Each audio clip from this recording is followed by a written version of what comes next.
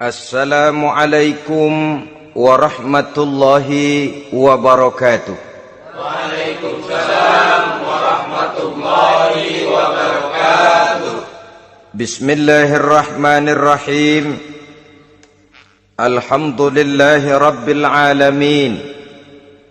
Wassalatu wassalamu ala ashrafil anbiya'i wal mursalin, Sayyidina wa maulana Muhammadin wa ala alihi wa ashabihi al-mujahidin at-tahirin, amma ba'du. Saudara-saudara kaum muslimin seiman dan sekeyakinan yang berbahagia, pada suatu hari seketika sedang berkumpul dengan para sahabat, Rasulullah pernah memberikan peringatan. Beliau bersabda, yushiku an tada'a alaikumul umamu kama tada'al akalatu ala qas'atiha. Pada suatu saat nanti akan datang di tengah-tengah kamu, wahai umat Islam, di mana orang-orang lain di sekeliling kamu akan bersatu mengerubungi kamu seperti bersatunya orang-orang mengerubungi makanan di atas meja hidangan. Akan datang satu saat nanti di mana kondisimu dikepung sedemikian rupa, yang barat mau menerkam, yang timur mau menghantam, yang selatan mau menginjak-injak, yang utara pun akan menjelajah. Kondisimu seperti makanan di atas meja hidangan. Sebagian sahabat merasa heran dan terkejut, lalu mereka bertanya, amin qillati nahnu yauma izin ya Rasulullah?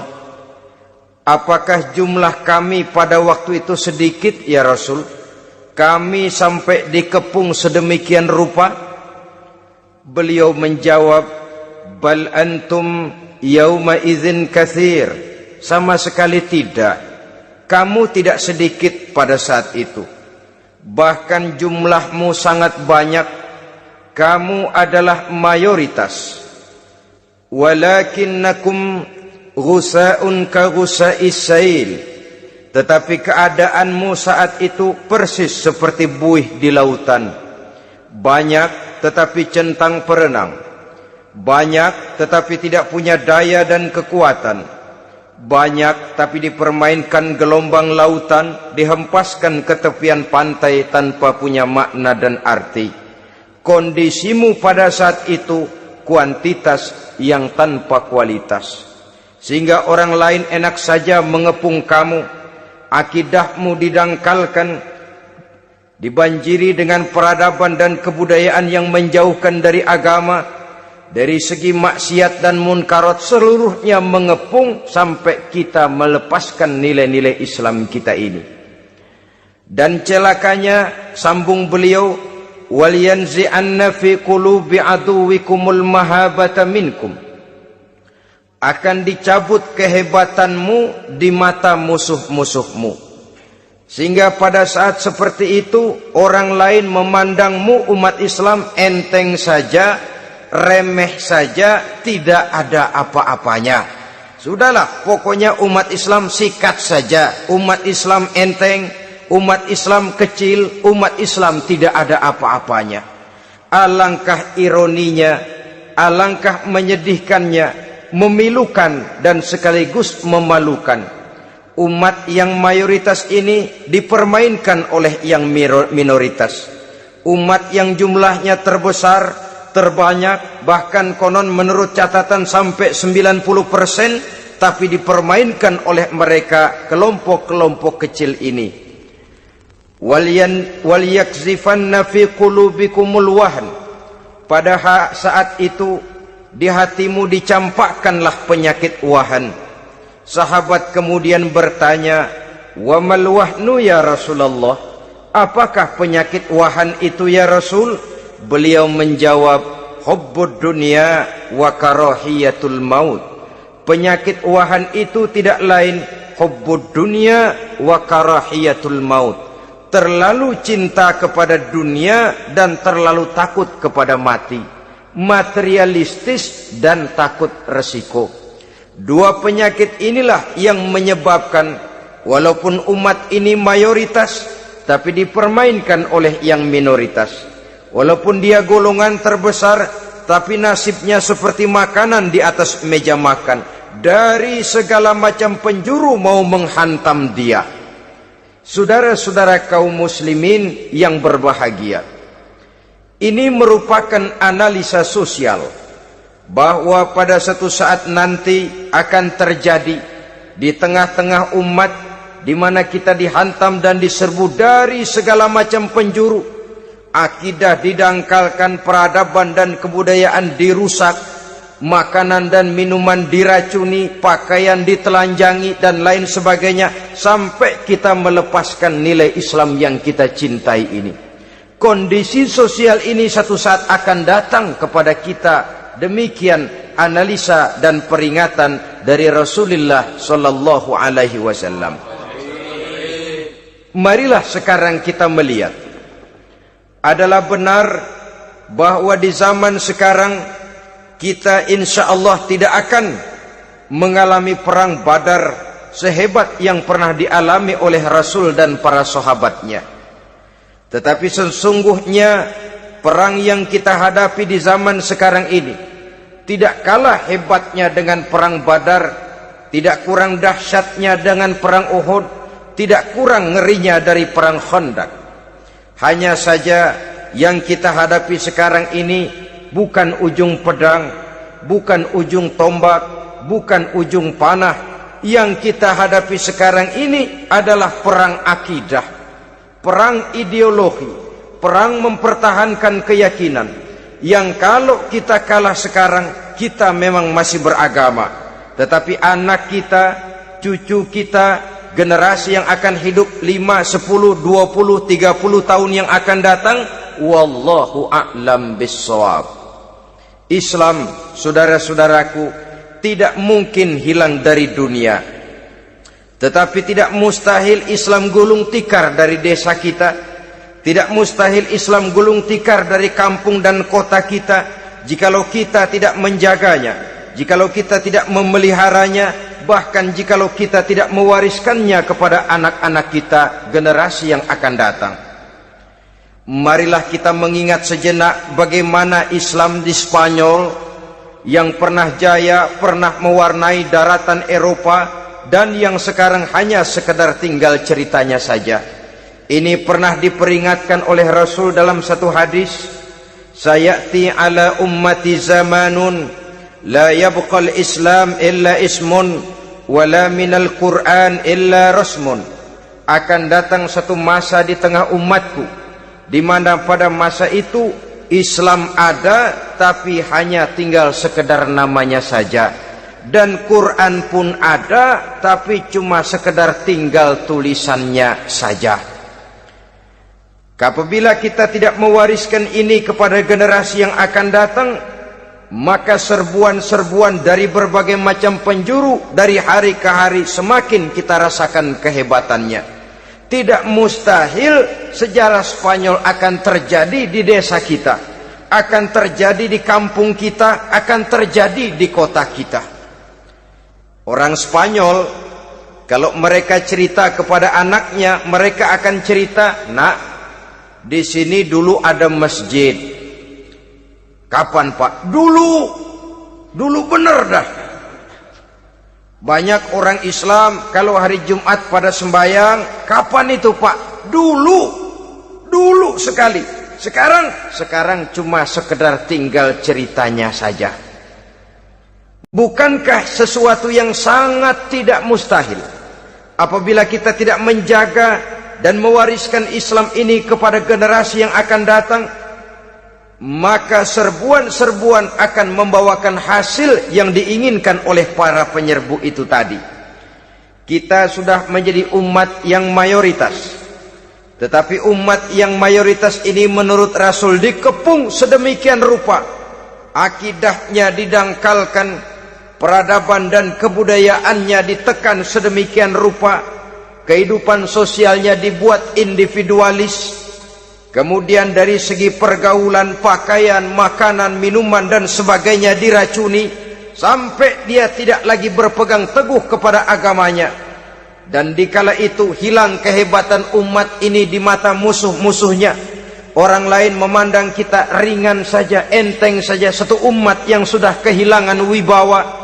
Padahal konon kabarnya kita mayoritas, tapi enak saja dikutak-kutik orang lain. Dan dikala itu di hati kita merajalela penyakit wahan.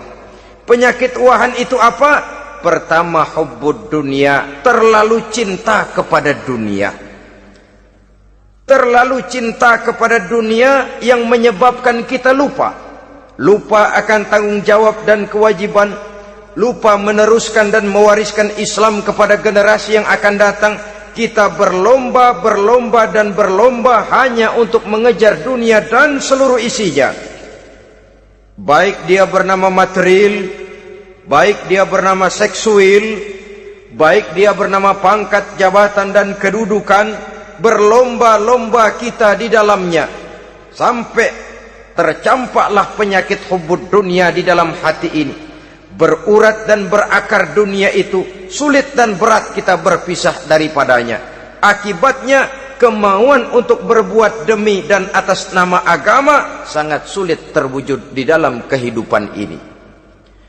Yang kedua, karahiyatul maut, terlalu takut kepada mati.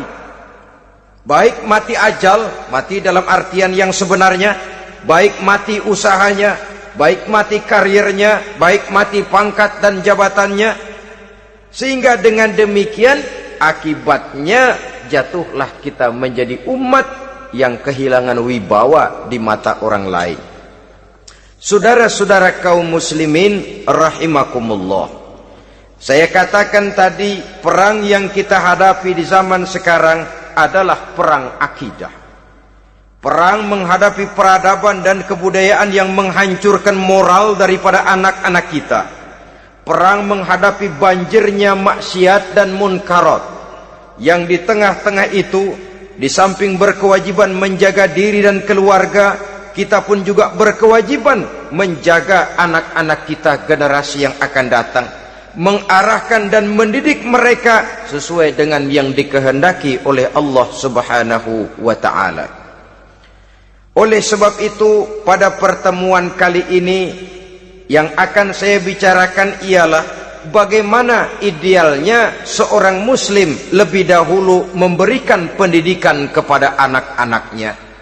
Di tengah satu situasi dan kondisi di mana serbuan datang silih berganti melanda dan menghantam umat Islam, kemana anak-anak kita ini harus kita arahkan? Karena kita orang tua mempunyai tanggung jawab. Anak adalah amanah, menyia-nyiakan amanah adalah dosa, dan dosa itu merupakan satu dosa yang besar. Bahkan orang tua bisa saja masuk neraka kalau tidak bertanggung jawab tentang anak-anaknya. Satu riwayat menjelaskan, ada orang soleh, ngajinya cukup, sholatnya cukup, puasanya cukup, zakatnya cukup, di mana ada majelis taklim hadir, baca Quran hobi, fitnah orang tidak pernah. Di akhirat setelah disidang dia ternyata lebih banyak kebaikannya daripada kejahatannya, maka dia pun diperintahkan dan dipersilahkan masuk ke dalam surga. Giliran anaknya disidang, biang okem nih anak. Ditanya, siapa Tuhanmu? Tidak tahu. Siapa nabimu? Tenyaho. Apa kitabmu? Ora gelem. Kamu pernah sholat? Tidak. Zakat? Tidak. Puasa? Tidak. Judi? Hobi. Zina? Tiap malam. Mabuk? Berat. Wah, brengsek kamu. Kebaikan tidak ada barang sedikit pun, sementara kesalahan dan dosa berlipat ganda. Kamu neraka. Anak ini protes. Benar, saya tidak kenal siapa Tuhan saya. Saya tidak tahu siapa nabi saya. Saya tidak tahu kitab suci dan kiblat saya. Saya tidak sholat, tidak zakat, tidak puasa. Tiap malam saya judi, saya zina, saya mabuk. Tapi saya kerjakan semua itu karena saya tidak tahu dan orang tua saya tidak pernah memberitahu saya. Dia enak-enakan hadir di majelis taklim, saya nyekek botol, didiemin saja. Dia enak-enakan baca Quran, saya zina, didiamkan saja. Saya bukan tidak mau, orang tua saya sama sekali tidak pernah mendidik saya. Dia mau benar sendiri. Maka kalau sekarang saya harus masuk ke dalam neraka, saya menuntut agar orang tua saya ikut sama-sama bergabung dengan saya ke dalam neraka. Gara-gara dia tuh saya jadi begini. Orang tuamu yang mana? Tuh, yang barusan mau ke surga. Ini orang tua yang sudah mau berangkat ke surga dipanggil. Sebentar dulu, Mas. Ini benar anak kamu? Iya, Pak. Waktu di dunia kamu tidak pernah ajarin dia ngaji? Sampai dia tidak kenal Tuhannya, tidak kenal nabinya, tidak kenal kiblat dan kitab sucinya? Iya, Pak. Dia tidak sholat, kamu diamkan saja. Dia tidak puasa, tidak zakat, kamu bersikap masa bodoh. Bahkan dia judi, dia zina, dia mabuk, kamu pun berdiam diri saja. Iya, Pak. Tahukah kamu bahwa anak ini adalah amanah? Menyia-nyiakan amanah artinya khianat, dan khianat adalah dosa yang sangat besar. Kamu tidak bertanggung jawab, maka kamu, anakmu gabung ke dalam neraka.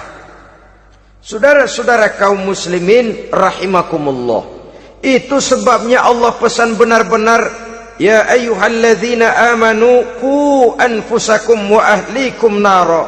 Hai orang-orang yang beriman, jaga dirimu dan keluargamu, istri, anak, orang-orang yang menjadi tanggung jawab dan kewajiban kita, jaga dan pelihara mereka dari api neraka. Saudara-saudara kaum muslimin, lalu kalau kita orang-orang tua yang hidup di zaman sekarang ini sudah sering beristighfar, mengurut dada, melihat situasi, membaca peta keadaan, konon tantangan yang akan dihadapi oleh anak-anak kita 15, 20, 25 tahun yang akan datang jauh lebih berat dari apa yang kita hadapi sekarang ini. Maka adalah wajar jika kita sebagai orang tua yang cinta kepada agama, cinta kepada anak-anak kita, berpikir untuk mewariskan nilai-nilai yang luhur ini kepada anak-anak kita generasi yang akan datang. Bagaimana pada mulanya kita harus mendidik mereka? Mari kita telusuri apa yang dicontohkan oleh Al-Quranul Karim. Orang-orang tua bijaksana yang diceritakan dalam Al-Quran, kalau sudah berpikir tentang anak-anaknya generasi yang akan datang, pendidikan pertama yang diberikan kepada anaknya ternyata adalah persoalan akidah. Nabi Ibrahim, pertanyaan yang paling merisaukan beliau buat anak cucunya ialah, ma ta'buduna min ba'di.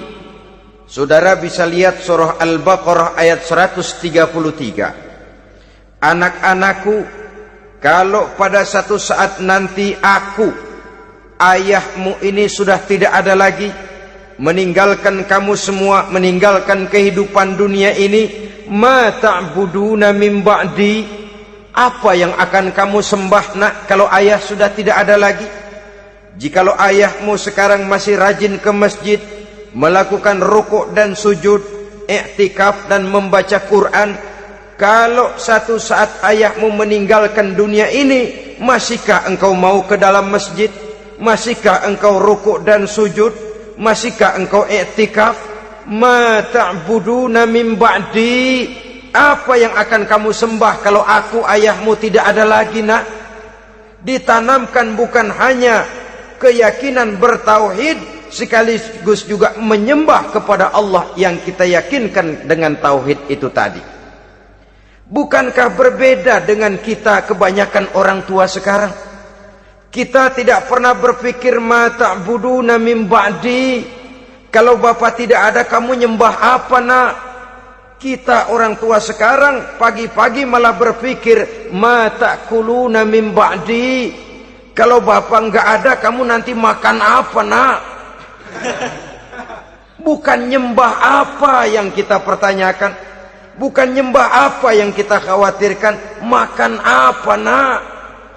Maka yang dicari lalu sekolah-sekolah yang bonafit, yang tidak peduli apakah itu merusak imannya, mematikan akidahnya, menghancurkan keyakinannya. Yang penting ada jaminan hari depan bisa dapat lapangan kerja.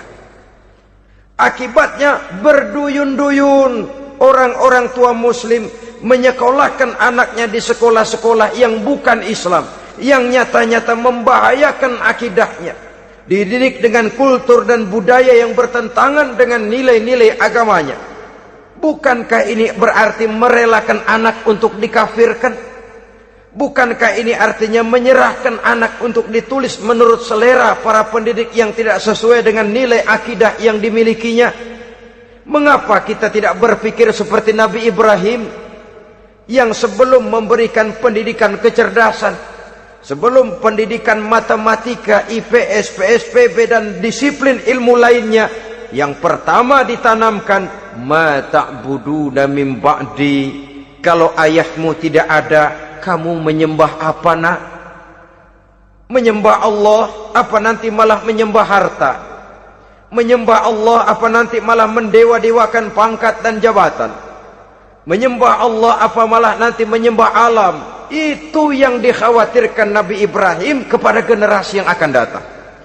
Dan itu saudara-saudara yang seharusnya mengkhawatirkan kita kepada anak-anak kita, generasi yang akan datang. Lihatlah serbuan akidah di zaman sekarang ini. Dimanfaatkan kemiskinan kita umat Islam. Diberikan kita tawaran berupa beras, pakaian, obat-obatan, kalau perlu beasiswa, asal bisa melepaskan keislaman kita ini. Bertahap, sedikit demi sedikit, step by step, shibran bi shibrin wa zira'an bi zira'in. Dan harus saya ingatkan, orang di zaman sekarang tidak mungkin menghantam Islam secara frontal. Tidak mungkin menghantam Islam terang-terangan, apalagi mengerahkan satuan militer. Tidak. Orang berhitung bagaimanapun kondisi dan kualitasnya umat Islam, mereka masih punya satu modal penting, fanatisme agama. Kalau ini disulut, api jihad segera berkobar, dan hanya maut yang bisa menghentikan orang yang dibakar dengan semangat jihad. Orang tahu itu. Betapa Uni Soviet kedodoran menghadapi mujahidin Afghanistan yang disulut oleh semangat jihad yang berkobar dengan persenjataan yang primitif ketimbang persenjataan Uni Soviet. Entah mereka pantang surut mundur ke belakang. Jadi jangan mimpi bahwa orang mau menghantam Islam ini dengan melarang pengajian, meruntuhkan masjid, menyegel pondok pesantren. Tidak. Melarang orang sholat. Tidak. Kalau perlu masjid diperbanyak, musola diperbesar. Tapi bikin itu masjid seperti museum. Besar, megah, mercusuar, tapi bikin seperti museum. Tempat orang kagum, tempat orang memuji, tapi sunyi dari nilai-nilai ibadah. Saudara-saudara kaum muslimin, untuk sampai kepada penghantaman akidah, jalan yang paling mudah dirintis sekarang ini secara bertahap dan sistematis, memisahkan umat Islam dari Islamnya. Biarkan mereka bernama muslim. Biarkan di atas kartu penduduknya tertulis agama Islam. Tapi tanamkan budaya-budaya yang menyebabkan cara bergaul mereka, cara berumah tangga mereka, cara bertetangga mereka, sampai kepada cara mereka berpakaian, cara mereka bergaul, cara mereka makan dan minum, cara mereka mendidik dan menyekolahkan anak sama sekali tidak lagi mencerminkan nilai-nilai yang islami. Itu sudah satu usaha yang paling praktis, memisahkan umat Islam dengan Islamnya. Kalau sadarlah kita ke arah ini usaha orang di zaman sekarang, maka yang harus pertama kita tanamkan kepada anak-anak kita, didik mereka dengan jiwa tauhid yang mengkristal di dalam batinnya, meresap sampai ke tulang sumsumnya, yang tidak akan sampai pun nyawa berpisah dari badannya, akidah itu tidak akan berpisah dari hatinya. Bahkan dia sanggup dengan tegar berkata, lebih baik saya melarat karena mempertahankan iman daripada hidup mewah dengan menjual akidah. Satu khittah, satu garis kehidupan yang perlu kita wariskan kepada anak-anak kita, generasi yang akan datang. Dahulu ada satu tradisi, saudara-saudara. Kalau anak gadis kita dilamar orang, orang lalu bertanya, anakmu mau ngelamar gadis saya, apa sudah khatam Quran berapa kali? Apa sudah bisa baca kitab macam-macam dan lain sebagainya? Sehingga lahirlah satu kebanggaan. Apapun motifnya, tapi pertanyaan semacam ini zaman sekarang sudah langka. Paling-paling yang ditanya kalau anaknya dilamar orang, anakmu kerja di mana? Gajinya sebulan berapa? Kendaraannya bebek apa soang apa-apa? Itu yang kita pertanyakan, berkisar di seputar materi, kerja, job, status sosial dan lain sebagainya. Perkara bisa baca Quran atau tidak, nomor 18. Perkara sembahyangnya rajin apa tidak, nomor 36. Saudara hadirin, akibatnya terjadi pergeseran nilai. Maka mendidik anak menurut tuntunan Quran adalah seperti yang diberikan contoh oleh Luqmanul Hakim, yang diceritakan dalam surah Luqman mulai ayat 11 dan selanjutnya. Apa pendidikan pertama yang harus kita berikan kepada anak? Pertama, ya bunayya la tusyrik billah. Wahai anakku, jangan sekali-kali engkau menyekutukan Allah. Nak, jaga tauhid, pelihara iman, mantapkan akidah. Ini dasar yang pertama. Belum lagi anak mengenal berbagai macam disiplin ilmu, yang pertama ditanamkan tauhid. Ini yang mendasari kehidupan. Ini yang akan menjadi mewarnai dan menjadi warna dari kepribadian seseorang. Sentuhan jiwa tauhid di dalam diri si anak. Belum lagi sempat dia kenal yang lain. Yang pertama yang kita tanamkan, kita wariskan, kita berikan, la tusyrik billah. Jangan sekali-kali menyekutukan Allah. Nah, kalau ini sudah tertanam, ini sudah merupakan satu fondasi yang kuat. Selebihnya nanti tinggal melihat bakat si anak, kemana dia harus dididik ini. Yang terpenting nilai iman lebih dahulu tanamkan. Dan untuk menghancurkan nilai keimanan, saudara-saudara, saya katakan, ingatkan kepada hadis di awal tadi, dikepung kita dari berbagai macam penjuru agar bila bisa melepaskan nilai-nilai iman dan keyakinan. Proses pendangkalan akidah, ditanamkan keraguan kepada agama, ditanamkan rasa malu beragama. Sholat malu, baca Quran malu, berangkat ke masjid malu, pakai jilbab malu. Ditanamkan rasa malu beragama, sehingga bertahap sedikit demi sedikit kita mulai berpisah dengan kehidupan beragama. Ditanamkan hal yang sedemikian rupa dari berbagai macam penjuru. Dihantam akidah, akidah kuat. Dihantam dari segi peradaban dan kebudayaan. Diperbanyaklah peradaban dan kebudayaan yang bukan mendekatkan kita dengan agama, malah mendekatkan kita dengan neraka. Menjauhkan kita dari agama, menjauhkan kita dari nilai-nilai luhur yang diwariskan oleh orang-orang tua kita terdahulu. Adalah kewajiban kita yang pertama, mendidik anak, menanamkan roh, jiwa dan semangat tauhid di dalam diri mereka.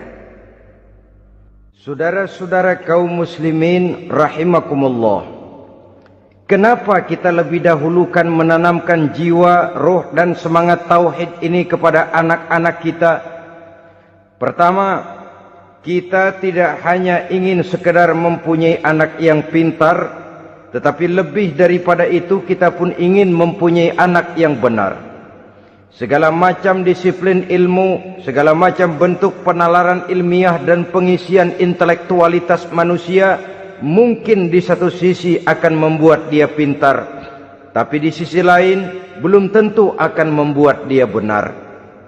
Nabi pernah memberikan peringatan, man izdada ilman walam yazdad huda lam yazdad minallahi illa bu'da. Orang yang hanya bertambah ilmu pengetahuannya tapi tidak bertambah hidayah dari Allah, tidak makin mantap keimanannya, maka seluruh nilai-nilai ilmunya hanya akan menjauhkan dia dari Allah Subhanahu wa taala. Dan adalah lebih merupakan azab daripada nikmat kalau kita diberikan ilmu pengetahuan yang hanya akan menyebabkan kita semakin jauh dari Allah Subhanahu wa taala. Yang kedua, sesungguhnya roh, jiwa dan semangat tauhid yang melekat dalam diri anak pada puncaknya akan melahirkan satu disiplin murni yang tumbuh dari dalam dirinya sendiri, di mana si anak dalam kehidupannya merasakan dimanapun dia berada, kemanapun dia pergi, ia selalu merasakan kehadiran Allah dekat dalam hidupnya. Ia sadar sesadar-sadarnya bahwa tidak ada satu perbuatan yang bagaimanapun kecilnya yang bisa disembunyikan dari kekuasaan Allah Subhanahu wa taala. Yang ketiga, dengan penanaman roh, jiwa dan semangat iman ini, maka diharapkan anak-anak nanti pada pertumbuhannya sanggup mengendalikan hawa nafsunya. Dengan kata lain, bahwa penanaman jiwa tauhid, penanaman roh dan semangat keimanan ini merupakan kondisi dasar yang harus dilakukan sebelum yang lain-lainnya. Kemudian pendidikan kedua yang diberikan oleh Al-Quran melalui contoh dan model dengan Luqmanul Hakim ini, setelah menanamkan tauhid, ditanamkanlah kepada si anak ini rasa hormat kepada orang tuanya.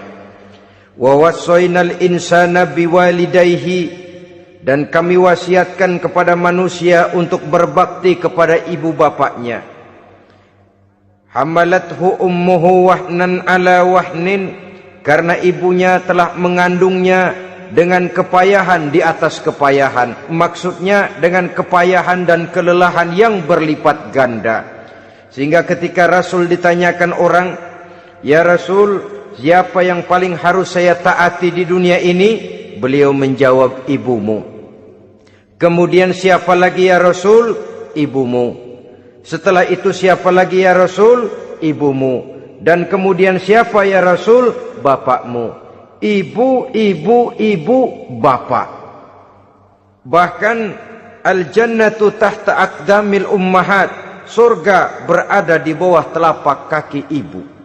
Bagaimana menanamkan rasa hormat kepada orang tua di hati anak? Tentu yang pertama, bagaimana orang tua bisa memberikan keteladanan. Marilah kita sebagai orang-orang tua ini menyadari bahwa sebelum anak kenal sekolah dasar, sebelum anak kenal TK, ibtidaiyah, sanawiyah sampai kepada perguruan tingginya, yang pertama dia kenal adalah lingkungan rumah tangganya, gurunya adalah ibu bapaknya.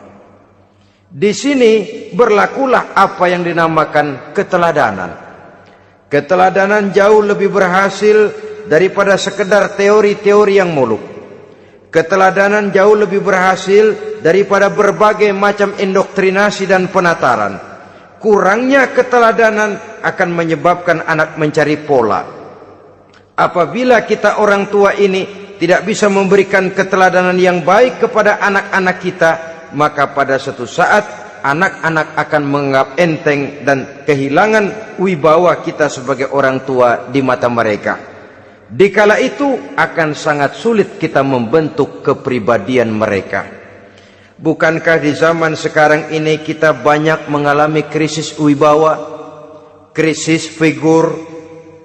Ada yang karena rapotnya merah melulu gurunya dikeroyokin, Pak guru pulang sekolah dicegat, bahkan nyaris ada orang tua pernah dibunuh oleh anaknya sendiri, dan lain sebagainya. Kasus-kasus yang sebenarnya tidak perlu terjadi karena memang bukan saja bertentangan dengan nilai budaya kita sebagai bangsa, tapi juga bertentangan dengan ajaran agama kita sendiri.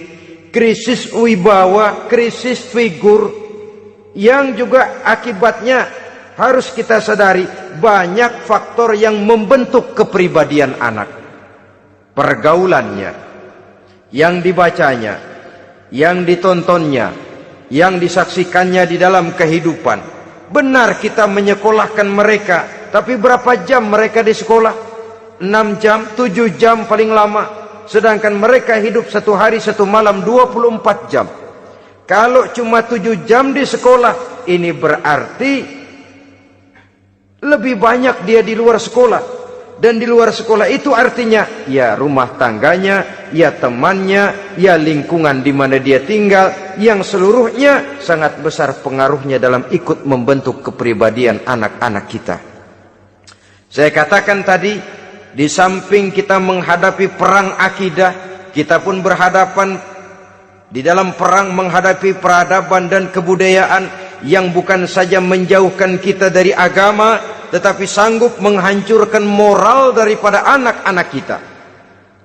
Secara pribadi, saudara-saudara, saya iri, saya kagum misalnya dengan kemajuan yang diperoleh oleh negara tetangga kita, Jepang misalnya. Padahal tahun 45 ia pun hancur lebur oleh meledaknya atom di Hiroshima dan Nagasaki. Tapi bagai satu tenaga raksasa kemudian Jepang bangkit menjadi satu negara superpower di Asia. Bahkan gurunya saja Amerika sekarang ini kewalahan menghadapi perang dagang dengan Jepang ini. Dan yang menarik, Jepang bisa maju dan modern dengan tetap menjadi Jepang, tanpa harus kehilangan identitasnya sebagai satu bangsa, tanpa harus kehilangan kepribadiannya sebagai satu bangsa. Sebagai negara yang sedang berkembang, kita sering latah. Kita ingin meniru Barat, tapi bukan teknologinya, westernisasinya yang kita tiru. Bukan isinya, kulitnya yang kita ambil. Akibatnya apa? Modernnya belum, orangnya sudah Barat. Bergaulnya sudah cara Barat, berumah tangganya sudah cara Barat, berpakaiannya sudah cara Barat, mendidik anaknya sudah cara Barat. Di mana ketemu orang tua cukup hello daddy. Kulitnya kita ambil, sementara isinya kita campakkan. Ironi dan menyedihkan. Padahal kita sesungguhnya bisa maju dan modern, bisa mengejar segala ketinggalan dan keterbelakangan kita, dengan tetap menjaga nilai-nilai luhur budaya kita sebagai satu bangsa, mengambil isinya, dan kalau memang tidak perlu, lalu mencampakkan kulitnya.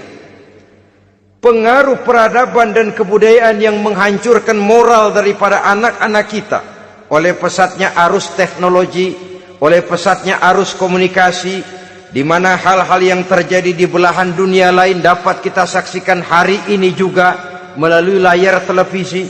Yang terjadi di Amerika, di Eropa, di Afrika, di ujung dunia yang paling ujung sekalipun, di ujung dunia yang paling ujung, hari ini kejadian, hari ini sudah bisa kita saksikan. Pesatnya arus komunikasi, kalau jatuh ke tangan anak-anak kita yang belum mempunyai filter, daya saring positif, akan dicerna oleh mereka tanpa memilah dan memilih. Akibatnya orang kampung bilang kelolodan. Makan nggak dikunyah lagi, tentu saja akhirnya kelolodan. Dan kalau sudah kelolodan, menyusahkan kita seluruhnya. Oleh karena itu budaya menghormati orang tua perlu dijaga, perlu dipelihara dan diwariskan kepada anak-anak kita. Tali silaturahmi sehingga ada respeknya kepada orang tuanya. Jangan bapaknya dianggap CS, ibunya dianggap CS, kakeknya dianggap CS. Hilang rasa respek, hilang rasa menghormati. Sementara orang tua sendiri tidak bisa memberikan keteladanan, kurang mendapat perhatian dan lain sebagainya. Apalagi kalau baik ibu maupun bapak adalah orang-orang karier yang setiap hari sibuk menghadapi tugas masing-masing. Bapak sibuk rapat, pindah kantor sana kantor sini, ibu sibuk arisan, besarlah anak-anak di tangan pembantu dan lain sebagainya, sehingga dia merasa kurang mendapat perhatian, dan ini akan ikut membentuk warna dari kepribadian yang dimilikinya. Sampai kepada pelosok-pelosok desa, jaringan televisi memang menguntungkan. Tapi kalau sudah sampai kepada menayangkan budaya-budaya yang tidak sesuai dengan pola di mana mereka tinggal, pola lingkungannya, dan ingin mereka terapkan dalam kehidupan, ironi dan menyedihkan. Maka sering dikatakan, jikalau ABRI masuk desa, rakyat beruntung. Jikalau listrik masuk desa, rumah jadi terang. Jikalau koran masuk desa, rakyat jadi cerdas. Jikalau hakim masuk desa, rakyat lalu sadar hukum. Tapi jikalau maksiat dan munkarat masuk desa, minuman keras masuk desa, judi masuk desa, pelacuran masuk desa, rakyat tentu kiamat. Dan kita harus punya budaya untuk memilah dan memilih, mempunyai filter untuk jadi daya saring positif. Oleh karena itu, saudara-saudara, tahap kedua setelah menanamkan jiwa tauhid kepada anak, tanamkan rasa hormat kepada orang tuanya. Orang tua itu ibu bapaknya, orang tua itu guru-gurunya yang mengajarkan dia, atau yang dianggap tua yang lebih senior dari dia. Karena tidak ada satu peradaban yang berdiri sendiri. Bagaimanapun maju dan modernnya kita sekarang, tentu merupakan mata rantai yang berkaitan dari generasi terdahulu. Ini yang kedua. Setelah tauhid, berbakti kepada ibu dan bapak. Tidak ada satu kebahagiaan yang bisa ditegakkan di dunia ini tanpa doa, tanpa restu daripada ibu dan bapak. Ini keramat hidup. Doanya dikabul Allah dan kutuknya juga dikabul oleh Allah Subhanahu wa ta'ala. Jadi mendidik anak setelah menanamkan jiwa tauhid, menanamkan rasa hormat dan taat berbakti kepada ibu bapaknya. Itu yang kedua. Kemudian yang ketiga, melalui model Luqman, Quran mendorong kita untuk mendidik anak, menanamkan etika otonom. Apa itu? Ya bunayya innaha in taku mithqala habbatin min khardalin fatakun fi sakhratin aw fis samawati aw fil ardi ya'ti biha Allah. Wahai anakku, sesungguhnya kalau ada satu kebaikan yang kamu kerjakan, kecil, tidak nampak oleh pandangan mata yang zahir, yang kecil itu tersembunyi di puncak langit, di dasar bumi yang paling dalam, atau di tengah batu hitam sekalipun, Allah pasti mengetahuinya dan pasti akan memberikan balasan yang seadil-adilnya. Pendidikan apa ini? Pendidikan moral, menanamkan etika otonom. Nah, kau berbuat baik jangan karena dilihat orang. Kau tidak mau melakukan kejahatan jangan cuma karena ada polisi. Kalau ada polisi kau tidak mau jahat, kucing juga begitu. Coba lihat kucing, taruh ikan asin di piring kaleng, tongkrongin. Aduh, kucing kalem, sopan, tenang. Sedikit kita lengah, habis ikan digarap. Tapi ditanamkan satu kesadaran, kemanapun kau pergi, apapun yang kau kerjakan, tersembunyi di tengah batu, di dasar bumi, di puncak langit, Allah pasti tahu.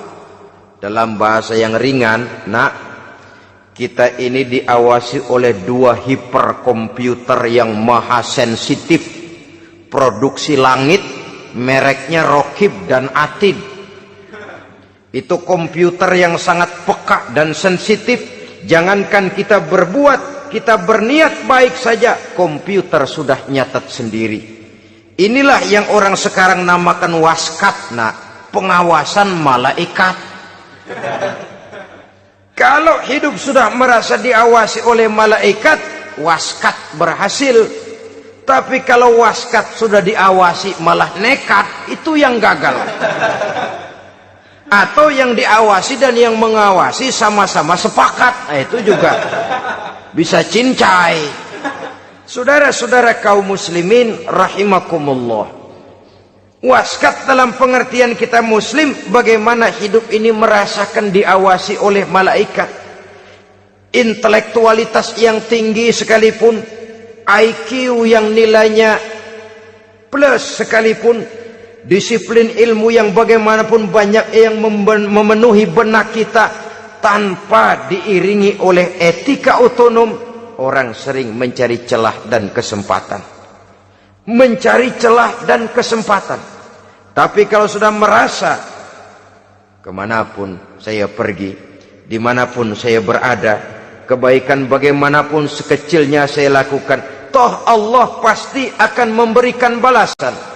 In khairan fa khairun, wa in syarran fa syarrun. Jikalau baik, baik balasan yang kita terima. Jikalau jahat, jahat kejahatan yang kita terima. Kalau sudah ke arah ini kita berpikir, maka sesungguhnya kalau kita berbuat baik kepada orang lain, hakikatnya kita sudah berbuat baik kepada diri kita sendiri. Lalu tidak ada merasa rugi berbuat baik kepada orang. Karena manakala dia melakukan kebaikan kepada orang lain, artinya dia sudah berbuat baik untuk dirinya sendiri. Jadi setelah tauhid, kemudian berbakti kepada ibu bapak, yang ketiga baru pendidikan tentang akhlak, tentang moral. Pola ini yang sering terlupakan oleh kita, bahwa bagi kita itu pendidikan tidak lain upaya mencerdaskan otak anak. Jangan sampai sebab ini kelihatannya pembangunan makin maju, persaingan hidup makin tajam, tensi ekonomi semakin tinggi, sementara jumlah tenaga kerja dengan lapangan kerja yang tersedia jauh dari mencukupi. Jikalau tidak membekali anak dengan pendidikan yang menunjang lapangan pekerjaan, orang tua khawatir, takut sekali anaknya jadi gelandangan. Dikhawatirkannya kehidupan dunia ini, sementara dia lupa kalau anaknya bisa jadi gelandangan di akhirat. Padahal selama-lamanya gelandangan di dunia, paling seumur manusia itu 60 tahun, 70 tahun lah umur orang sekarang. 70 itu sudah luar biasa itu. Tapi kalau harus menggelandang di akhirat, menjadi gelandangan di akhirat, alangkah menyedihkannya. Apakah akan kita korbankan satu kehidupan yang langgeng, abadi, cuma karena tertipu oleh fata morgana dan kamuflase? Kita korbankan yang sedikit, kita korbankan yang besar karena kita memilih yang sedikit. Dalam bahasa Al-Quran memang pernah diceritakan hidup ini hakikatnya perlombaan, saudara-saudara. Perlombaan. Dan di dalam perlombaan itu ada yang menang, ada yang kalah. Al-Quran lalu memberikan peringatan, Alhaakumut takatsur, kamu telah lalai karena berlomba-lomba memperbanyak harta, mempertinggi pangkat dan kedudukan, hatta zurtumul maqabir, sampai kamu akan masuk ke liang kubur baru sadar. Apalagi kalau nafas sudah sampai di tenggorokan. Persis Fir'aun sudah tenggelam di lautan merah, mau mampus, baru dalam sekaratnya amantu bi Rabbi Musa wa Harun. Kalau begini caranya, saya juga percaya kepada Tuhan Musa dan Harun, percaya kepada Allah. Sudah mau mati, baru amantu bi Rabbi Musa, kami percaya kepada Tuhan Nabi Musa, kata Fir'aun. Malaikat maut kesel benar, dilelepin terus di laut. Mampus tuh sekalian. Hidup ini memang kita berlomba. Berlomba dengan waktu, berlomba dengan umur, berlomba dengan tenaga, berlomba dengan tetangga. Yang jangankan kita sampai mundur, berhenti saja sejenak, kita akan ditinggalkan oleh yang lain. Tiada kata mundur, bahkan tiada kata berhenti.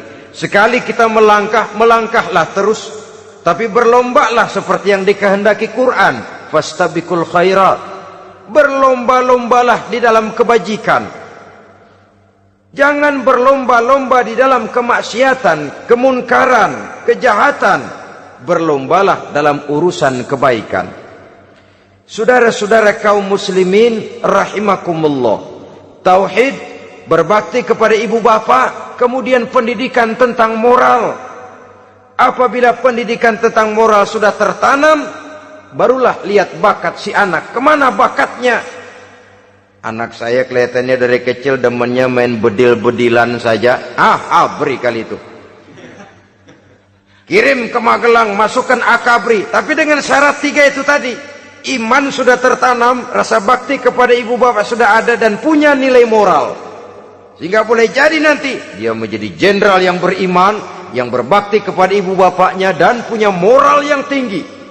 Kan lebih baik rakyat rendah tapi akhlaknya tinggi daripada pejabat tinggi tapi moralnya rendah. Jauh lebih baik rakyat rendah punya moral tinggi ketimbang pejabat tinggi punya moral rendah. Nilai moral ini yang jadi ukuran dan barometer di masyarakat. Yang ini yang sering kita lupakan. Bahwa kehancuran satu bangsa dimanapun di dunia ini selalu dimulai dengan kehancuran moral daripada bangsa itu sendiri. Sekarang membina nilai moral ini berat.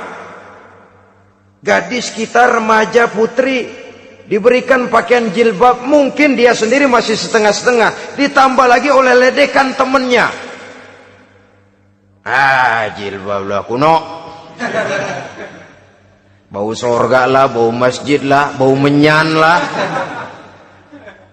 Ditanamkan rasa malu untuk hidup dekat dengan agama. Kalau moral semacam ini sudah tertanam, sedikit demi sedikit kita mulai mengucapkan selamat tinggal kepada agama. Dan kemalangan apa yang lebih malang kalau kita sudah jauh dari agama ini? Bukankah Islam telah menyelamatkan manusia dari penyakit jahiliyah dan membawanya kepada satu kehidupan yang maju dan modern? Kalau kita tinggalkan Islam ini, bukankah artinya kita akan kembali kepada satu zaman jahiliyah? Hanya saja jahiliyah itu berada di abad modern. Versinya tentu lebih modern. Kalau zaman jahiliyah dulu mabuknya pakai arak, zaman sekarang sudah macam-macam orang bisa mabuk. Kalau zaman jahiliyah dulu anak perempuan dikubur hidup-hidup, zaman sekarang kadang-kadang belum sempat lahir ke dunia, malah sudah dibunuh lebih dahulu. Versinya saja yang berbeda. Kalau di zaman jahiliyah dahulu manusia menyembah batu yang bernama Latta, Uzza, Manat dan Hubal.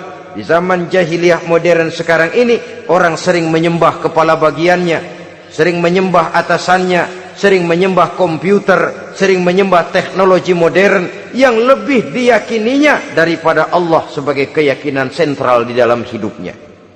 Saudara-saudara kaum muslimin rahimakumullah. Jadi yang ketiga, nilai moral yang ditanamkan kepada anak-anak kita supaya dia bisa menghadapi tantangan-tantangan hidup yang semakin berat ini dengan tetap berpegang teguh kepada nilai-nilai moral yang diwarnai oleh jiwa keimanannya yang bersumber dari ajaran agamanya. 3. Kemudian yang keempat, barulah tatanan kehidupan sehari-hari. Apa kata Luqman? Ya bunayya aqimis shalah. Setelah bertauhid, berbakti kepada ibu bapa, punya nilai moral. Ya bunayya aqimis shalah. Nak, dirikan solat. Rumah tangga muslim. Anak berumur 7 tahun sudah berani meninggalkan solat. Kata Nabi, pukul. Bukan untuk menyakiti, untuk mendidik. Karena sayang kepada anak. Saudara-saudara, kita khawatir betul kepada anak. Kalau dia pulang dari sekolah, buru-buru kita sebagai orang tua bertanya, sudah makan nak? Sudah istirahat nak? Tapi jarang kita sebagai orang tua melontarkan, sudah sholat nak? Bahkan kita bisa memberikan sugesti kepada anak. Nah, kalau kau naik kelas 1 sampai naik ke kelas 2, bapak beliin sepeda. Tamat SD nak, motor. Tamat SMP nak, ke Bali kita. Tamat SMA nak, Singapura. Saudara-saudara, tapi kalau untuk urusan sholat misalnya, kita tidak pernah memberikan sugesti kepada anak-anak kita. Nah, kalau kau hafal Fatihah lengkap dengan artinya, bapak beliin sepatu. Nah, kalau kau bisa sholat dengan baik, cukup syarat rukunnya, bapak beliin sepeda. Ada rangsangan, ada sugesti yang membuat anak lebih tergerak untuk hidup dalam suasana keagamaan. Ya bunayya aqimis sholat, nak dirikan sholat. Sebab ini sandaran vertikal yang paling langsung antara manusia dengan Tuhannya. Menyadari bahwa sepanjang yang bisa dilakukan oleh manusia hanyalah berusaha, dan kepastian sepenuhnya ada di tangan Allah. Dengan sholat kepribadianmu diperteguh, dengan sholat sandaran vertikalmu kepada Allah diperkuat. Dan pada waktunya nanti Al-Quran memberikan bimbingan, hendaklah minta tolong kepada Allah dengan sabar dan tetap mendirikan sholat. Ya bunayya aqimis sholat. Setelah itu, wa'mur bil ma'rufi wanha 'anil munkar. Tegaklah membina yang ma'ruf, tegaklah mencegah yang munkar. Ini sikap hidup sudah. Sholat tadi tugas hidup. Lalu sikap hidup tampil di tengah masyarakat, membina yang ma'ruf, mencegah yang munkar sesuai dengan kesanggupan masing-masing. Bukankah setiap kita kepingin punya anak yang bermanfaat, setidaknya bagi keluarganya, syukur kalau bisa bagi lingkungannya, bagi masyarakat, bangsa dan negaranya. Dan satu di antara tanda orang yang bermanfaat, kalau dia bisa hidup menjadi penganjur yang ma'ruf dan pencegah yang munkar. Dan itu kalau tidak ada hidayah, sulit orang mau melaksanakan itu. Sebab apa? Ada kecenderungan belakangan ini di mana agama dianggap urusan pribadi. Sehingga orang lalu sering bilang, jangan bawa-bawa agama dah, itu kan bukan urusan agama. Ini sudah ciri berpikirnya sekuler. Jangan bawa-bawa agama. Agama urusan pribadi, artinya orang mau sholat mau enggak jangan bilang apa-apa dah, urusan dia sendirian. Dia mau puasa dia enggak, merdeka saja, urusan pribadi. Agama bukan persoalan pribadi. Apalagi jika sudah menyangkut amar ma'ruf dan nahi munkar, siap menegakkan yang baik, mencegah yang munkar, untuk tegaknya satu masyarakat yang diwarnai oleh kebaikan dan terhindar dari segala macam kejahatan. Dan terus ayat-ayat selanjutnya mencerminkan sikap hidup. Namun yang intinya, cara mendidik anak yang baik yang dicontohkan oleh Al-Quran dengan Luqmanul Hakim sebagai model. Pertama, tanamkan tauhid. Yang kedua, tanamkan rasa hormat dan berbakti kepada ibu bapaknya. Yang ketiga, tanamkan moral, nilai akhlak yang tinggi. Setelah itu yang keempat, biasakan hidup dalam suasana keagamaan. Kontrollah sholatnya, kontrollah baca Qur'annya, kontrollah puasanya di bulan Ramadan. Ajaklah anak-anak sholat berjamaah, sehingga dengan demikian dia terbiasa oleh satu suasana yang mendekatkan dia dengan nilai agamanya. Dari sana diharapkan nilai-nilai ilmu yang didapatnya dari bangku sekolah akan menciptakan keseimbangan dengan yang ditanamkan oleh orang tuanya dalam bentuk yang dijelaskan oleh surah Luqman itu tadi. Sehingga apabila keseimbangan ini terwujud, akan menjalin keseimbangan dalam pola berpikir, dan keseimbangan dalam pola berpikir akan melahirkan keseimbangan dalam perbuatannya. Terwujudlah kita harapkan insan yang fid dunya hasanah wa fil akhirati hasanah. Inilah harapan kita semua. Mudah-mudahan Allah memberikan kekuatan kepada kita untuk mewariskan nilai-nilai yang baik kepada generasi yang akan datang, sehingga esok harus lebih baik daripada hari ini dan lusa harus lebih baik daripada hari esok. Terima kasih atas perhatian saudara. Mohon maaf atas segala kekurangan. Usikum wa nafsi bitaqwallah. Wassalamualaikum warahmatullahi wabarakatuh. Waalaikumsalam warahmatullahi wabarakatuh.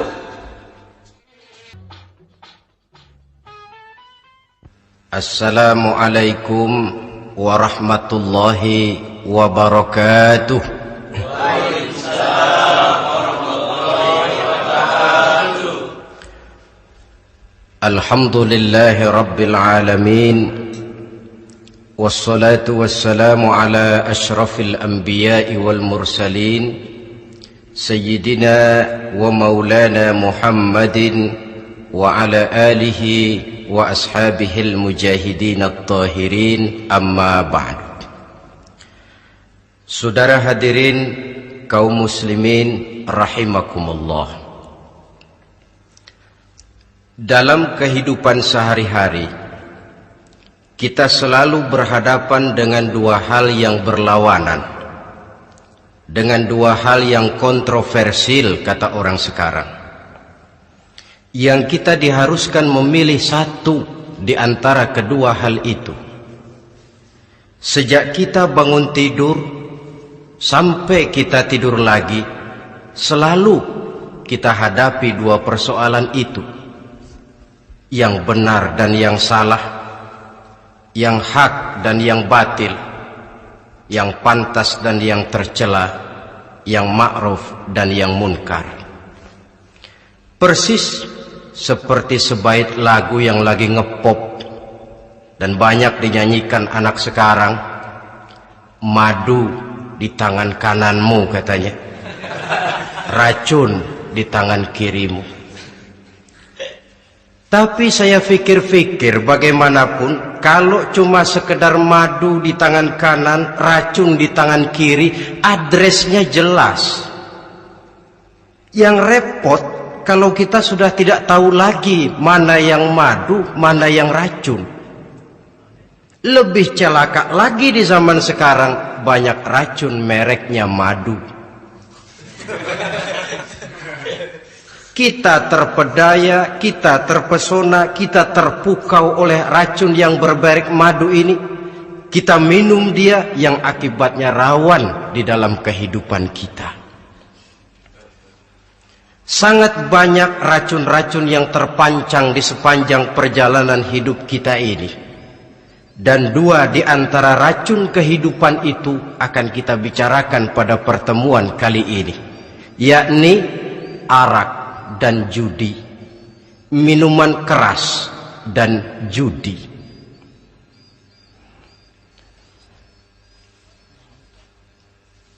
Sebagai yang kita maklum bahwa Islam bertujuan memelihara kemuliaan manusia yang diciptakan fi ahsani taqwim, dalam bentuk yang paling sempurna.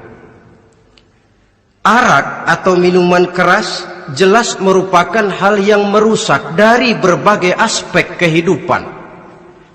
Entah kesehatan tubuh, entah pertumbuhan akal, ketentraman rumah tangga, ketentraman masyarakat, bangsa dan negara.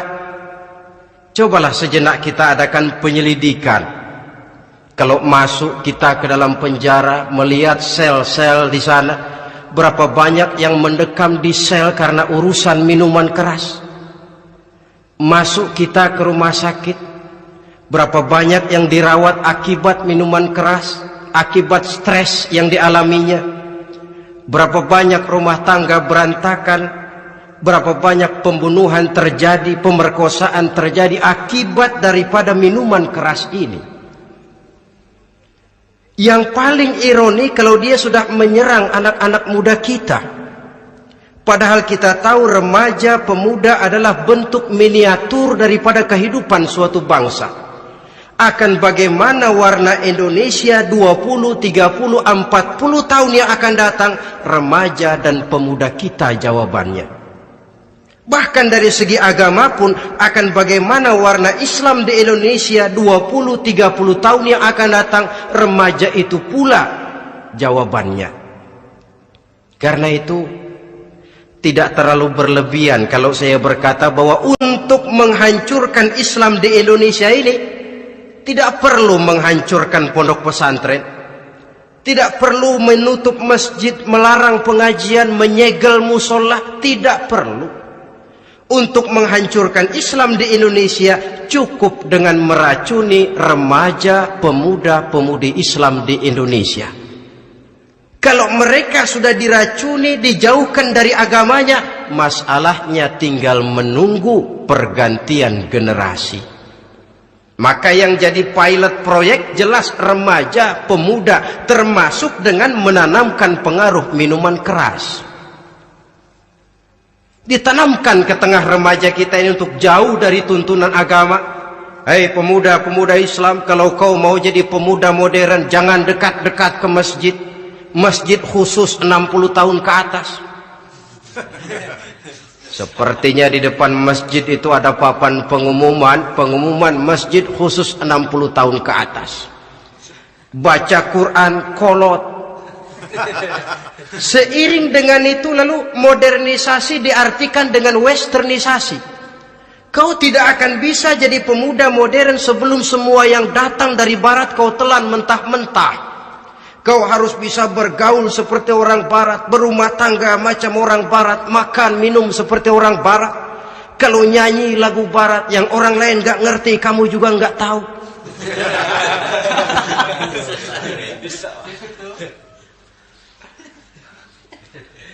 Anutlah itu free love yang pada gilirannya akan mengarah kepada free sex alias samenleven. Isaplah itu ganja, morfin, narkotik. Jikalau sudah terlena kita dengan itu, maka kehancuran suatu bangsa sesungguhnya sudah dimulai. Penyakit minuman keras ini bukan cuma penyakit zaman ini. Masyarakat yang dihadapi oleh Rasulullah Sallallahu Alaihi Wasallam 14 abad yang lalu juga masyarakat yang kemaruk dengan minuman keras. Arab jahiliyah kalau sudah minum arak mabuk, tidak cuma minum, dia mandi pakai arak. Sistem pendidikan yang disampaikan Islam bijaksana. Mula-mula diberikan gambaran bahwa arak itu walaupun ada manfaatnya tapi ada bahayanya, dan bahayanya jauh lebih besar daripada manfaatnya.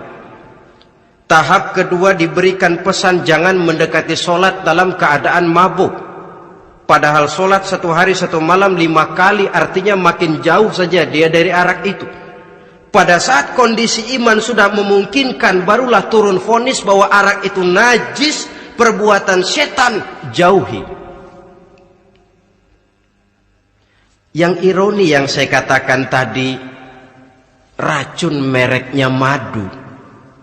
Kadang-kadang kita dibuai dengan iklan yang tidak mendidik. Saya pernah lihat ada iklan misalnya, Anda ingin modern, majulah bersama minuman ini.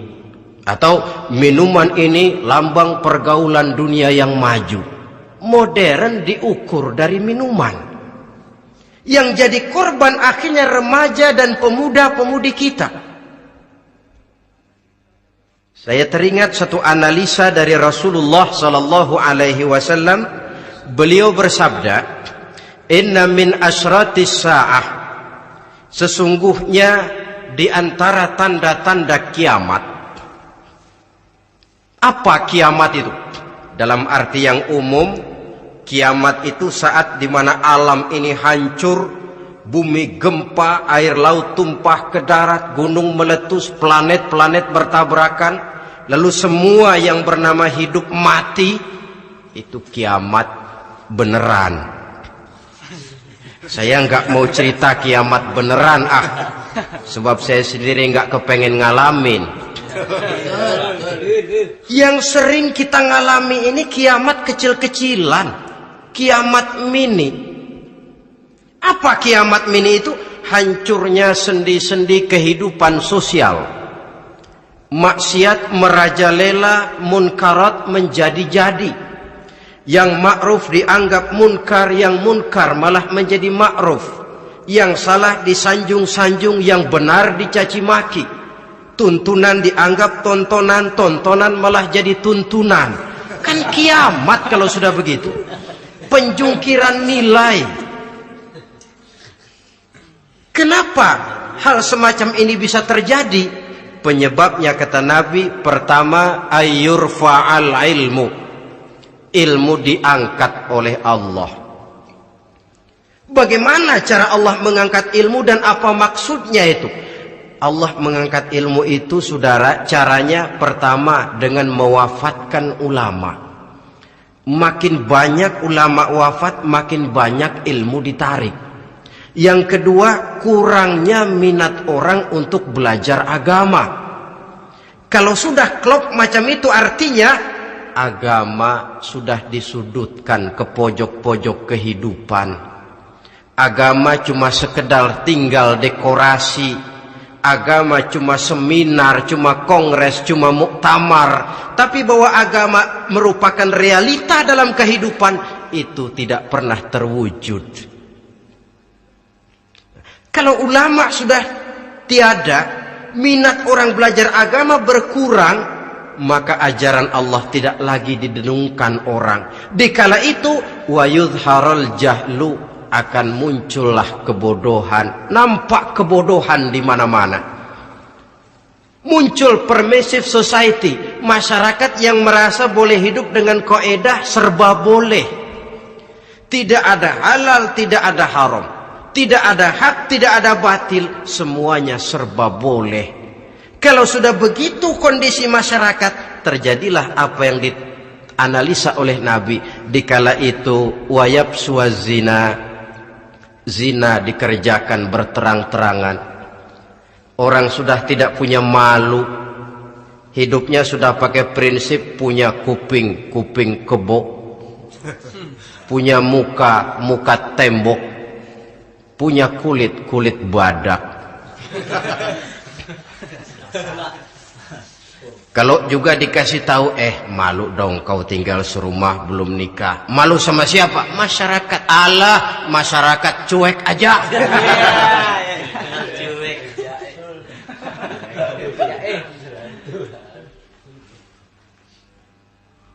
Bukankah realita kalau kita ikuti surat-surat kabar, berapa banyak sudah gadis-gadis bergelimpangan jadi korban? Berapa banyak bayi-bayi yang lahir ke alam ini tanpa harus tahu kemana dia mesti manggil bapak, yang akhirnya mengalami keterakisan, dimasukkan ke dalam kantong plastik, dibuang ke tempat sampah. Kalau itu sudah terwujud, muncul efek negatif yang kedua, wa yushrabal khamr, arak, minuman keras jadi kebanggaan. Anak muda belum nyohor kalau belum bisa mabuk. Yang enggak mabuk dianggap kolot. Kampungan loh. Bikin malu baru kena segelas saja udah miring. Cengeng.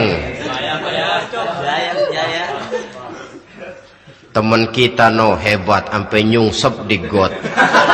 Yang nyungsep hebat. Ya, kalau cuma yang hancur kehidupan pribadi. Tapi kalau sudah menyangkut masa depan, yang berarti masa depan suatu generasi adalah merupakan masa depan daripada suatu bangsa. Begitu kerasnya Islam ini melarang minuman keras, sampai bukan cuma sekedar meminumnya saja yang diharamkan, tetapi juga dilarang mengimportnya, memproduksinya, membuka warung yang menjual minuman keras, atau bekerja di tempat penjualan minuman keras. Ada juga yang nyerempet-nyerempet, Pak, kalau sedikit kan nggak apa-apa, nggak mabuk ini. Nah, saya ingatkan hadis Nabi diriwayatkan oleh Imam Ahmad, Abu Daud dan Turmuzi. Nabi bersabda, ma askara katsiruhu faqaliluhu haramun. Apa yang banyaknya menyebabkan mabuk, sedikitnya pun tetap haram hukumnya. Memang barangkali mungkin ada manfaatnya, tetapi bahayanya jelas lebih besar ketimbang manfaat yang bisa timbul daripada jenis minuman keras itu sendiri. Dalam hadis lain Nabi pesankan, "Man kana yu'minu billahi wal yaumil akhir fala yaq'udu ala ma'idatin taduru 'alaiha al-khamru." Siapa yang beriman kepada Allah dan beriman kepada hari akhirat, jangan dia duduk di dalam satu pertemuan yang di dalam pertemuan itu diedarkan minuman keras. Masuk ke dalam lingkungan macam itu saja tidak diperkenankan. Kenapa? Asyariku fi syarri syarrun. Bersekutu dengan kejahatan, jahat juga hukumnya. Semalam kamu mabuk ya? Enggak, temen. Saya cuma ngebeliin aja kok. Apalagi ngebeliin.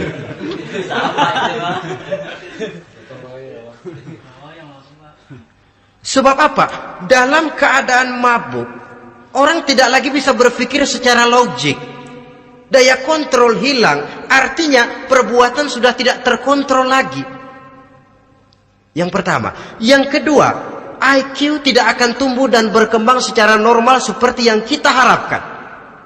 Yang ketiga, harga diri akan runtuh hancur di tengah masyarakat. Bayangkan kalau tengah malam kita digotong orang, diantar ke rumah kita. Dengan kondisi macam itu masih punya muka kita untuk tegak di tengah masyarakat. Masih punya harapan kita untuk tumbuh menjadi pemimpin, sementara orang terkenang, ini kan yang kemarin malam gua gotong, dia lagi mabuk. Harga diri, kepribadian. Jangan lupa saudara, kita hidup di tengah masyarakat. Masyarakat itu punya hukum yang tidak tertulis, tapi lebih kuat dan lebih kejam daripada hukum tertulis. Orang bilang, sekali arang tercoreng di dahi, seumur hidup orang akan tetap ingat. Makanya Rasulullah dalam hadis memberikan tamsil untuk adik-adik remaja muslim ini, masalul mu'min kamasalin nahli. Perumpamaan orang yang beriman itu persis seperti tawon. Mentalitas orang mukmin persis tawon. Apa mentalitas tawon? Kalau kita ngaji bab tawon, kita renungi apa keistimewaan tawon. Saya lihat-lihat, ternyata tawon itu punya 4 keistimewaan. Pertama, tawon itu yang dihisap selalu saripati bunga. Bagus makanannya. Belum pernah tawon keliru makan. Saya belum pernah dengar kok ada tawon makan tahu.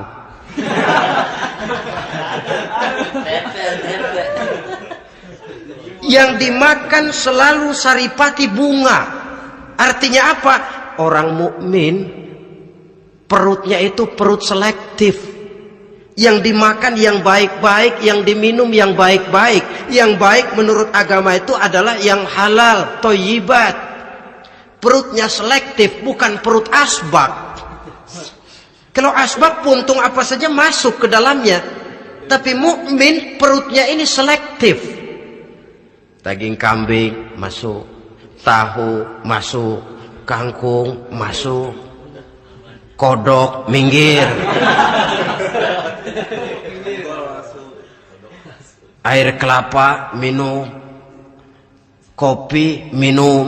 Tapi kalau sudah berbau minuman keras, minggir. Sebab apa? Makanan dan minuman yang kita masukkan ke dalam perut besar ini akan digiling dalam perut besar, akan melahirkan energi, menggerakkan sel-sel pembuluh saraf. Kalau makanan dan minuman itu terdiri dari yang haram, energi yang ditimbulkan olehnya energi yang haram, mempengaruhi sel-sel pembuluh saraf. Orang akan cenderung berpikir yang haram kalau terlalu sering memakan makanan haram. Kalau sudah berpikir kepada yang haram, perbuatan pun akan mengarah kepada yang haram juga. Contoh kecil aja dah, ada nggak maling mikirin majelis taklim? Karena Karena yang dimakan lebih banyak yang haram, yang dipikir paling-paling nanti malam rumah siapa lagi nih ya. Sudah mengarah ke sana.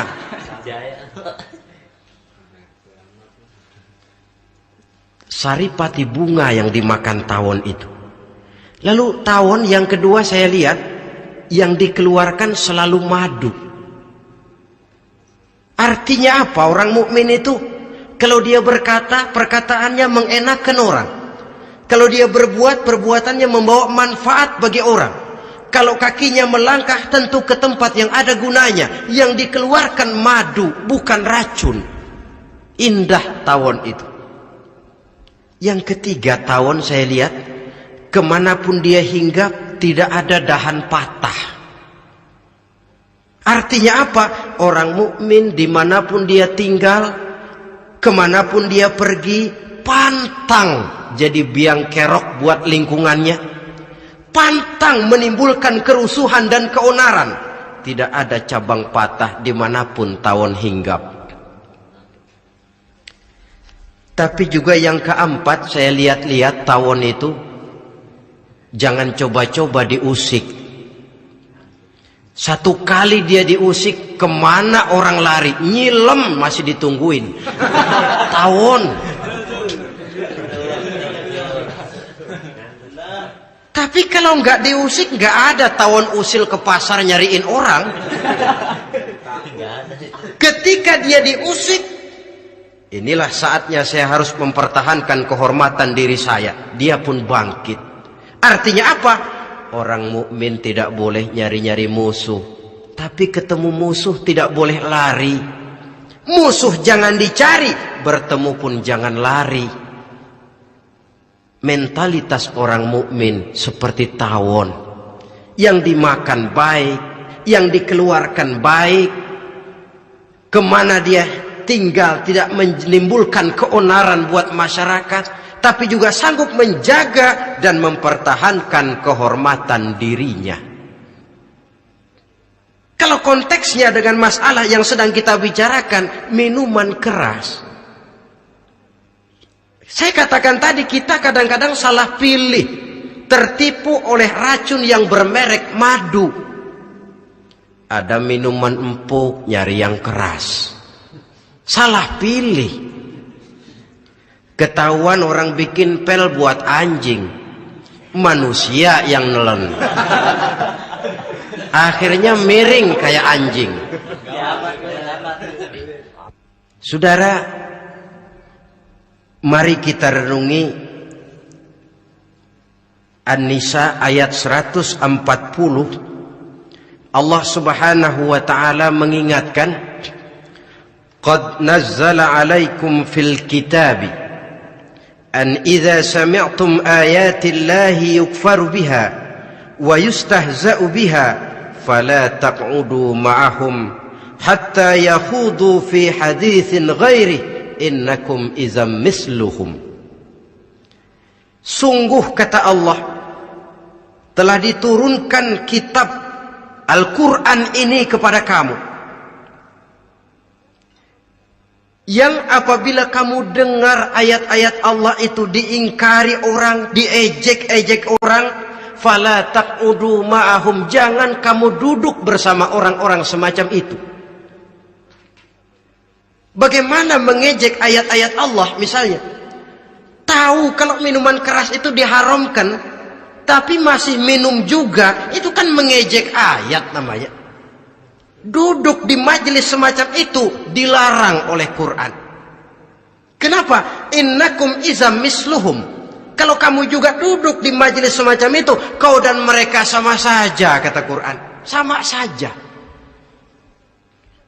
Tahu kalau minuman yang memabukkan itu diharamkan agama, tapi diminumnya juga mengejek ayat Allah. Duduk di tengah kelompok mereka berarti ikut mengejek ayat Allah. Dekat saja pun jangan, entahlah lagi sampai meminumnya. Maaf, bukankah Allah menurunkan Al-Quran kepada manusia, kata Imam Al-Ghazali, persis, maaflah, seperti gubernur berkirim surat kepada Pak Lurah. Dalam suratnya Pak Gubernur bilang, Pak Lurah, tolong carikan tanah di daerah Kebayoran untuk sekolah 6.000 meter. Pak Lurah dapat surat dari Pak Gubernur, bangga bukan main. Itu surat sore pagi siang malam dibaca, ditaruh di tempat yang tinggi, diberikan minyak wangi, mau diambil dicium dulu, dibawa dengan penuh hormat dan hati-hati. Tapi tanah yang dipesan Pak Gubernur tidak dicari-cariin. Penghargaan macam apa ini? Nanti Gubernur cek, Pak Lurah, siapa? Sudah terima surat saya? Sudah Pak, sudah. Bagus. Lalu bagaimana? Aduh Pak, surat Bapak sore pagi siang malam saya baca. Bagus. Apalagi Lurah? Surat Bapak saya taruh di tempat yang tinggi Pak. Saya pakaiin minyak wangi. Mau saya ambil, saya cium dulu. Saya bawa dengan penuh hormat dan hati-hati. Bagus Lurah, kau memang hormat sama atasan. Cuman Lurah, tanahnya udah dicariin belum? Nah yang itu belum tuh Pak. Belum. Kata Gubernur, bagus Lurah, besok berhenti lo ya.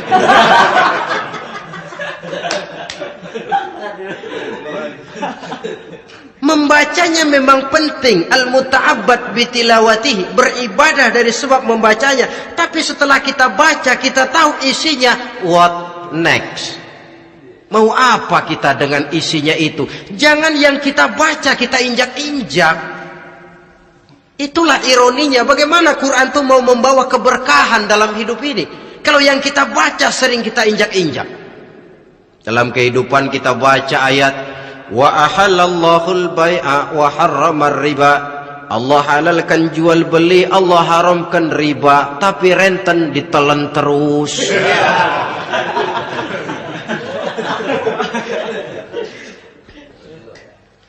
Kita baca ayat, wa'tasimu bihablillahi jami'an wa la tafarraqu. Berpegang teguhlah kamu kepada tali Allah, jangan bercerai-berai. Tapi sesama muslim pelotot-pelototan jalan terus. Janganlah yang sesama muslim kadang-kadang yang mengklaim dirinya sebagai pemimpin Islam kelihatannya juga sikut-sikutan jalan terus.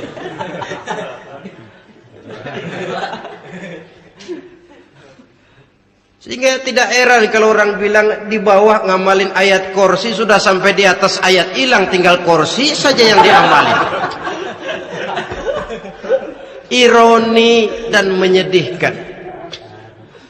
Perjalanan panjang memang saatnya kita menunggal dengan Al-Quran ini. Tetapi prosesnya memang harus kita mulai dari sekarang. Perkara kapan proses ini selesai, itu bukan masalah kita. Tapi bahwa kita sudah memulai suatu proses, itulah yang diharapkan. Hadirin yang saya hormati, oleh karena kerasnya peringatan Islam terhadap minuman keras, pernah satu hari seorang lapor kepada Khalifah Umar bin Abdul Aziz bahwa ada sekelompok orang berkumpul meminum minuman keras. Kata Khalifah Umar bin Abdul Aziz, dera mereka, hukum, cepat. Ya Khalifah, kenapa? Di tengah mereka ada juga orang yang Ramadan biasa puasa. Begitu, iya, yang biasa puasa duluan hukum. Kenapa? Mengerti memang lebih besar resikonya daripada tidak mengerti. Kalau yang tidak mengerti dilatar belakangi oleh kebodohan, barangkali masih bisa ditolerir, masih bisa dimaklumi. Ini toh sudah tahu mau puasa, kenapa berkumpul di majelis yang ada minuman keras? Tapi memang kelompok ini kan memang selalu ada.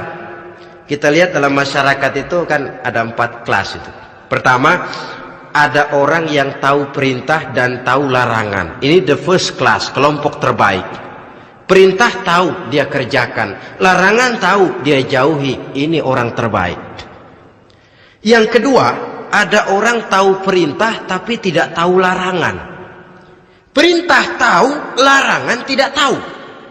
Sholat mau, puasa mau, zakat fitrah bayar, nyolong mau, mabuk ayo.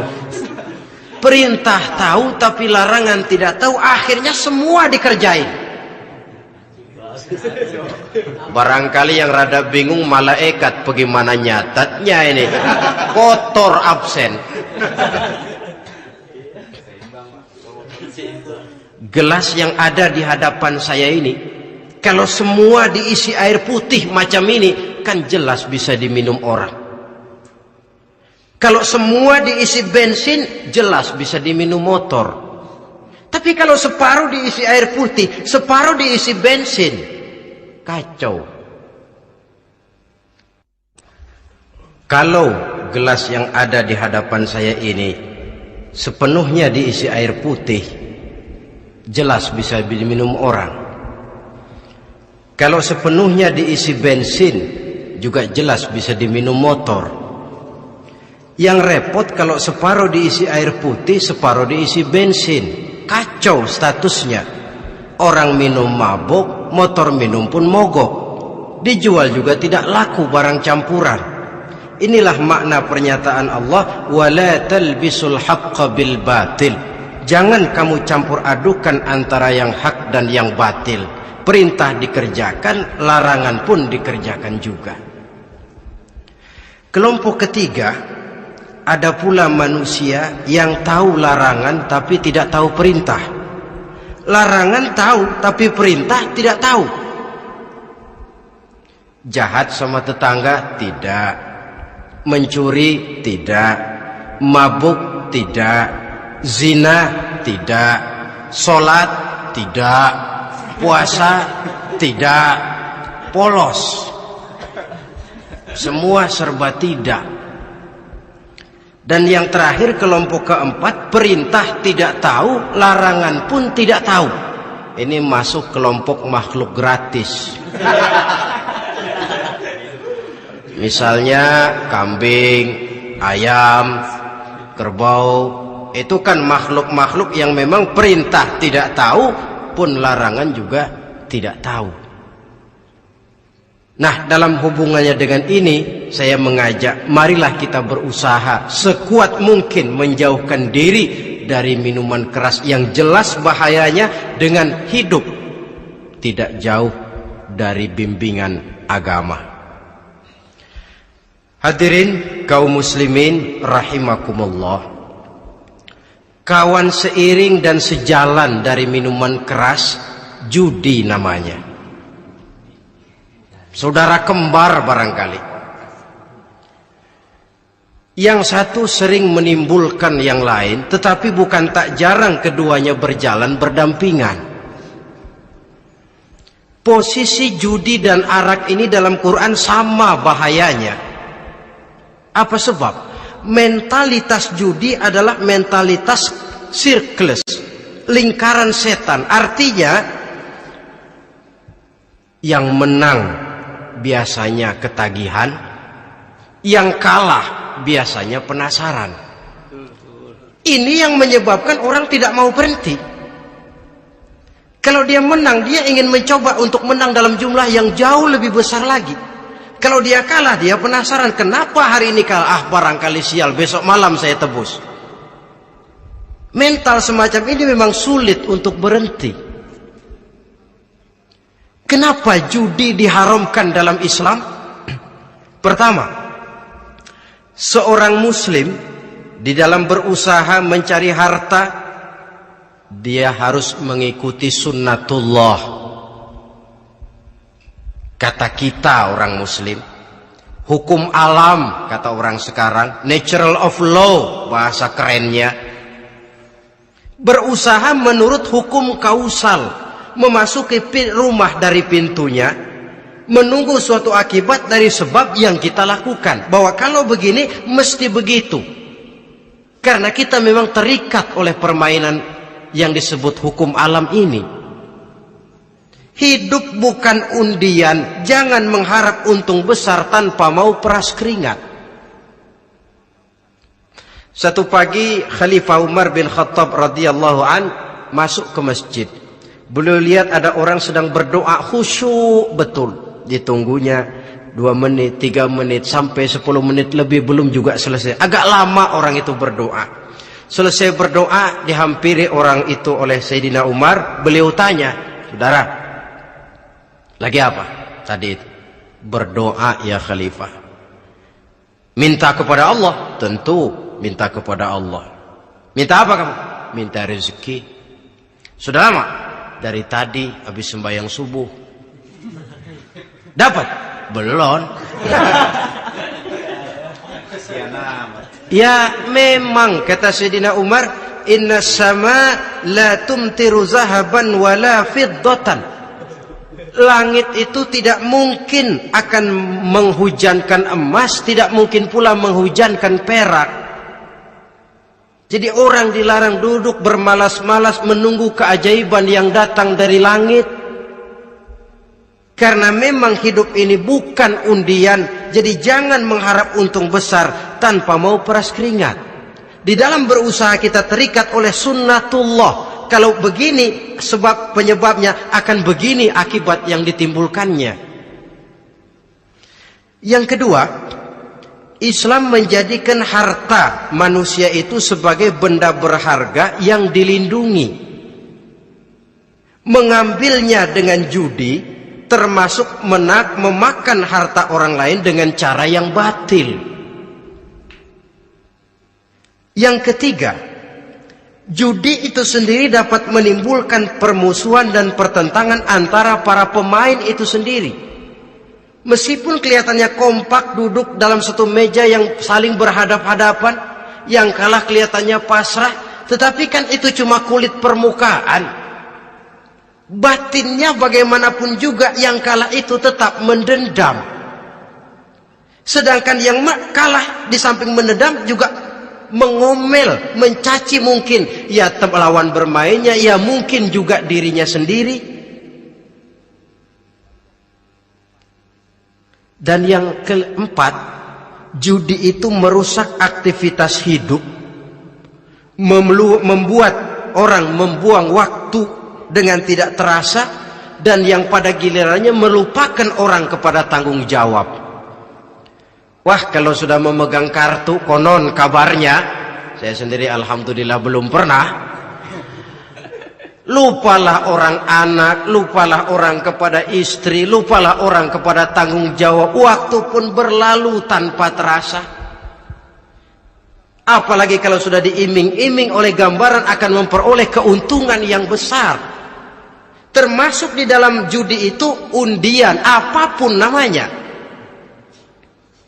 Yang usaha ke arah ini seharusnya tidak dipermudah, walaupun dengan embel-embel dana kemanusiaan, sumbangan sosial.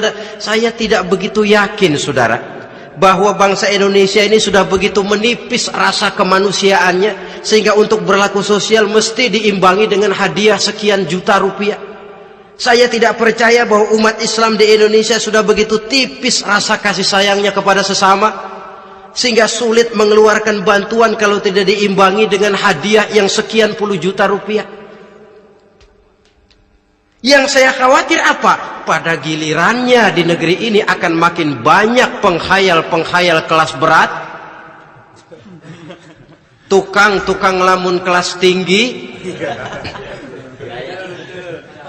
yang hidup cuma ngumpulin jikalau. Andai kata umpama misalnya orang sudah kemana-mana, kita masih menghitung jikalau.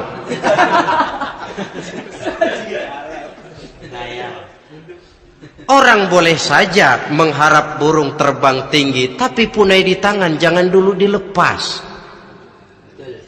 Artinya idealisme silahkan terbang setinggi langit, tapi kaki harus tetap berpijak di alam realita. Bahwa memang lebih baik makan singkong dalam kenyataan daripada makan roti tapi ngimpi.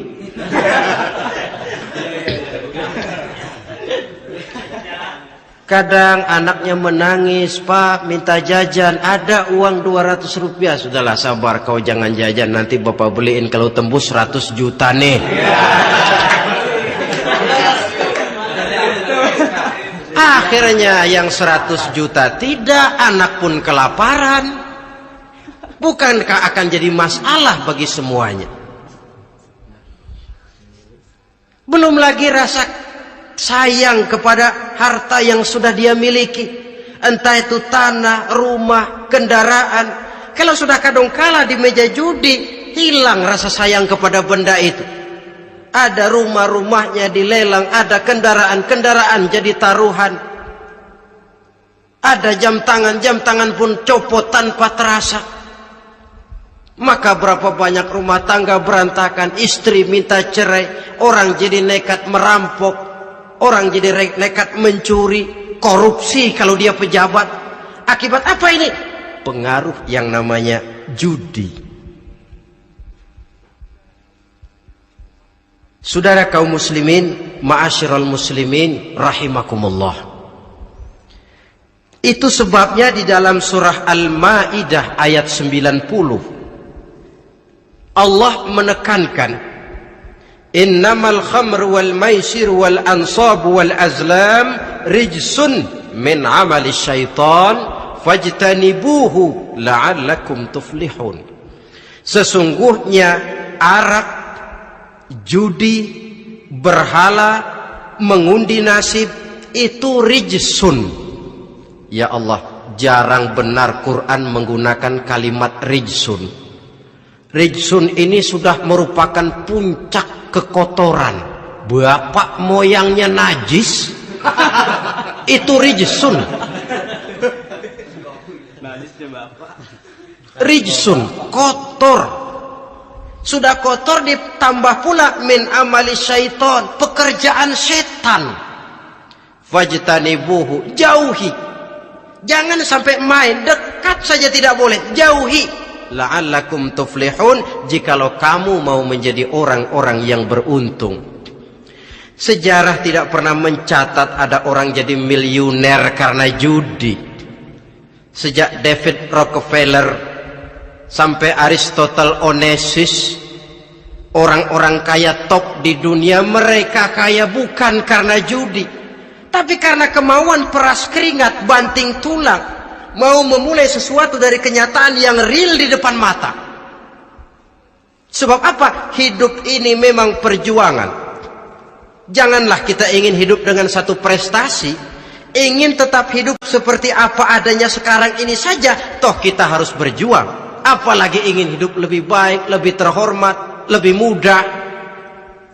Hidup perjuangan. Perjuangan berarti pengorbanan.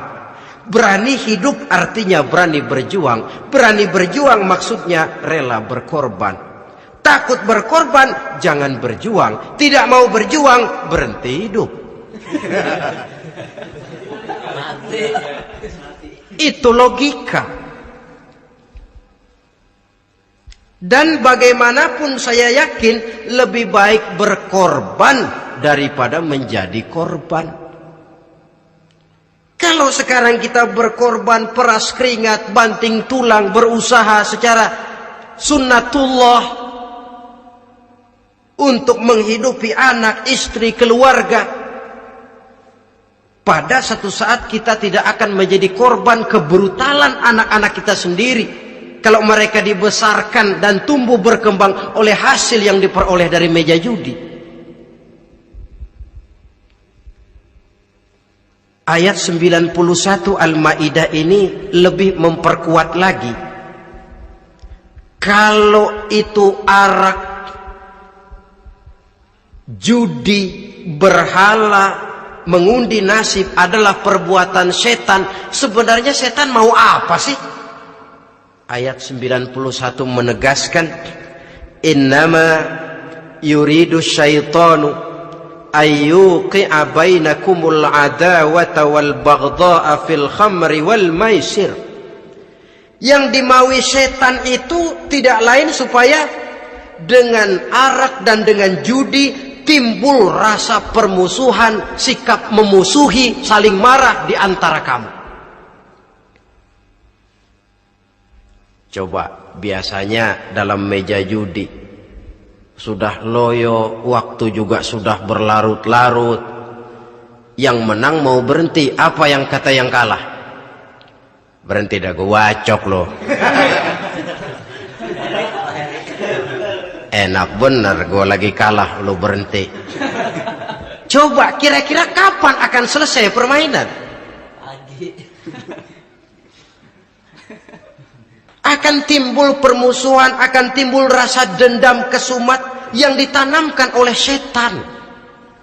Karena memang baik arak, baik judi, baik berhala, baik mengudi nasib, itu semua permainan-permainan setan yang diberikan kepada kita untuk kita ikut andil bermain di dalamnya. Tatkala kita ikut terkena jerat setan, tertawalah mereka. Kenapa? Oh, makin banyak teman saya di neraka.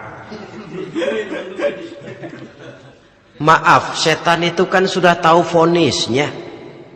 Ketika dulu dedengkotnya yang namanya iblis terusir dari surga, itu bikin semacam perjanjian dengan Allah. Tuhan, kenapa iblis? Gara-gara Adam saya terusir dari surga. Maka sejak saat ini Adam dan seluruh keturunannya adalah musuh bebuyutan saya. Saya akan gelincirkan mereka dari jalan. Silahkan iblis, goda mereka, tapi kau tidak akan mungkin bisa menggoda mereka kalau hamba-hambaku itu menjadi hamba yang ikhlas. Hanya hambaku yang ikhlas yang tidak mungkin kamu goda, yang lain barangkali bisa. Sejak saat itulah iblis memproklamirkan permusuhan, dan dia sudah tahu betul vonisnya neraka. Tugas dia sekarang bagaimana mengumpulkan teman sebanyak-banyaknya ke dalam neraka. Hamba Allah saja yang tidak tergelincir kepada minuman keras dan judi. Hamba Allah yang ikhlas itu bagaimana? Yang ikhlas menjadi hamba Allah dalam arti kata dan perbuatannya memang mencerminkan bahwa dia hamba Allah. Maaf, di zaman sekarang ini kan banyak orang cuma berkata saya hamba Allah mulutnya, tapi perbuatannya membuktikan dia hamba setan, hamba dunia, hamba harta, budak jabatan, budak nafsu. Tidak sesuai antara ucapan dan perbuatan. Sebab itu kata-kata hamba Allah kalau keluar dari mulut manusia itu murah, soalnya ngaku siapapun bisa. Tapi diakui atau tidak, ini yang kita belum tahu. Ada juga orang berdalih, saya kan masang kalau dapat nanti mau nyumbang masjid. Barangkali aja kalau nyumbang masjid disoriin dikit sama Tuhan.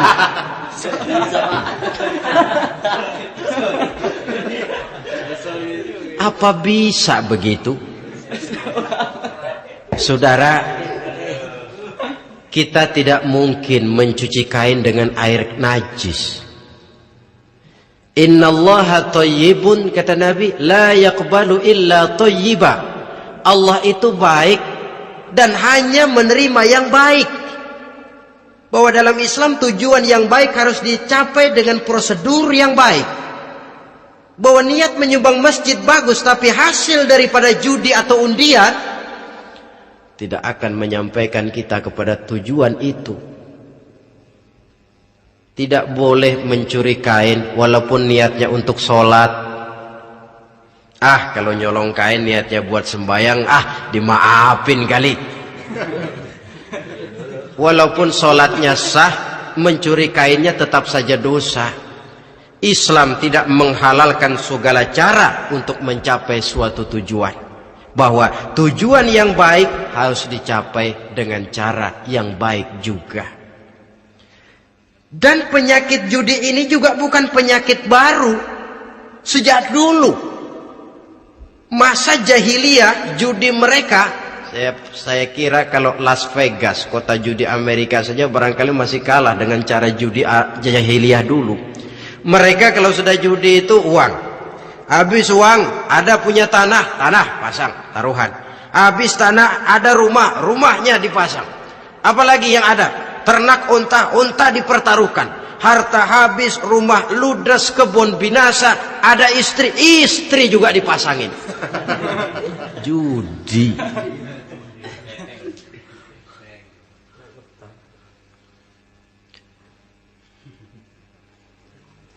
Kita sebagai muslim oleh Al-Quran dijelaskan orang yang mempunyai dua tujuan hidup.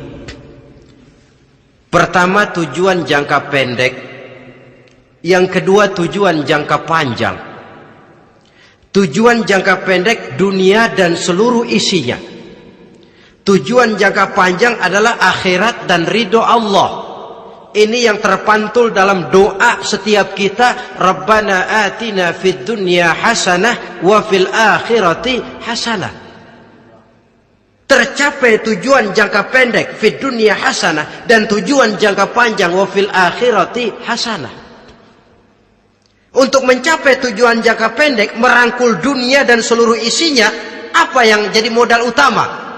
Pertama, pendidikan. Makin tinggi jenjang karier pendidikan yang kita tempuh, rasa-rasanya makin mudah menjangkau dunia dan isinya. Yang kedua, pengalaman. Tenaga-tenaga expert masih tetap diperlukan. Makin banyak pengalaman, makin mudah menjangkau dunia. Yang ketiga, dan ini ada tapi tidak bisa dijadikan pegangan, faktor nasib.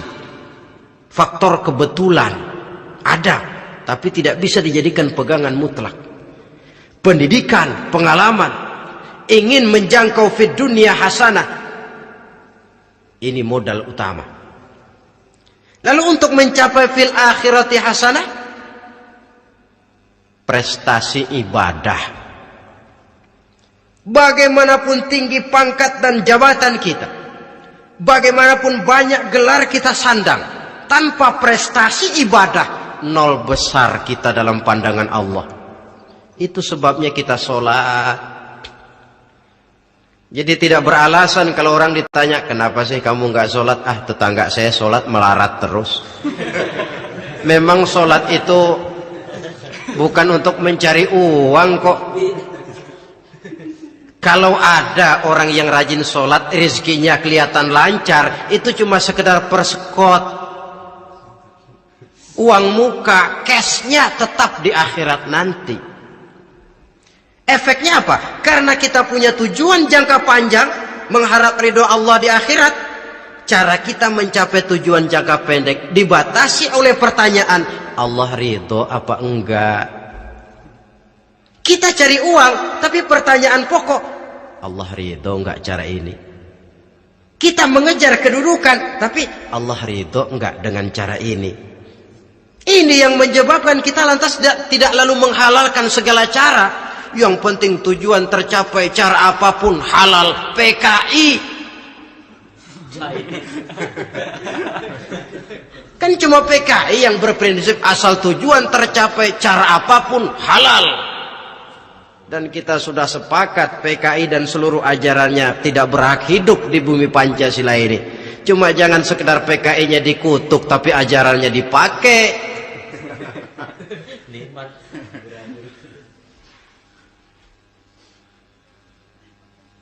Nah, untuk mencapai dua tujuan ini,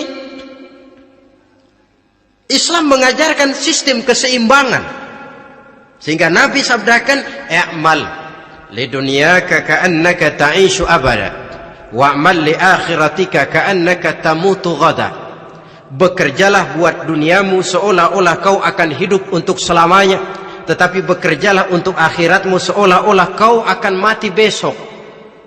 Jadi kalau kita sudah sholat menghadap Allah, usolli fardul maghrib, Allahu Akbar, ingat seolah-olah kita akan mati besok supaya timbul khusyuknya. Tapi kalau kita sudah bekerja, kuliah, bekerja, belajar di tempat tugas, ingat seolah-olah kita akan hidup selamanya supaya timbul gairah kerja. Jangan dibalik. Di kantor ingat mati, lemas terus. Ngapain kerja sungguh-sungguh bakalan mati. Lagi sholat ingat Duta Merlin, Altiron Plaza, ya kacau. Salah pasang, tidak pada tempatnya. Untuk mencapai fid dunya hasanah ini, Islam mengajarkan tempuh jalur yang mengikuti sunnatullah. Itu yang dihargai oleh agama. Terikat oleh hukum kausal bahwa kalau ini yang saya usahakan hasilnya akan begini. Perkara nanti hasil tidak seperti yang kita harapkan, baik sangkalah kita kepada Allah. Sebab kita tidak tahu rahasia apa di belakang itu. Kadang orang mengeluh, habis saya rajin sholat tapi rezeki seret, berhenti aja dah. Kita tidak tahu rahasia di belakang itu. Pernah hadirin, satu hari seorang petani, dia selesai bekerja di ladang, istirahat. Dia tidur di bawah sebuah pohon beringin. Di sebelah pohon beringin itu ada pohon labu. Dia berpikir, kalau saya lihat-lihat Tuhan nggak adil katanya. Masa pohon beringin pohonnya besar, buahnya kecil. Pohon labu pohonnya kecil, buahnya gede. Tuhan bukan arsitek ulung ini.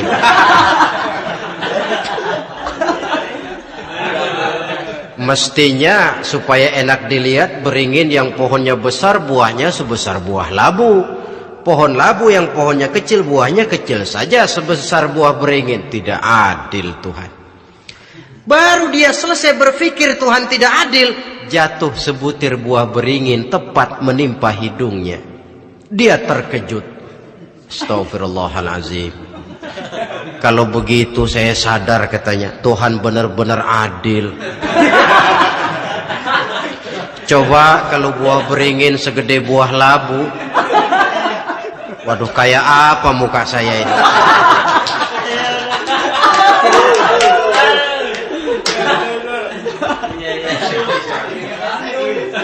Baru terbuka pandangan matanya setelah berhadapan dengan kenyataan. Baru keluar respect. Allah benar-benar adil. Padahal semenit yang lalu dia masih berkata, Tuhan bukan arsitek ulung. Tapi semenit kemudian setelah berhadapan dengan kenyataan yang real dia hadapi, wah, Allah benar-benar adil.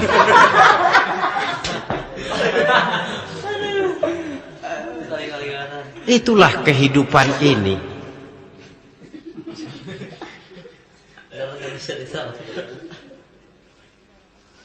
Saudara hadirin yang saya hormati, karena itu baik arak, baik judi, dua-duanya merupakan bahaya laten yang tidak hanya mengancam kehidupan agama, tetapi juga masyarakat, bangsa dan negara, apalagi kalau sudah jatuh kepada generasi penerus.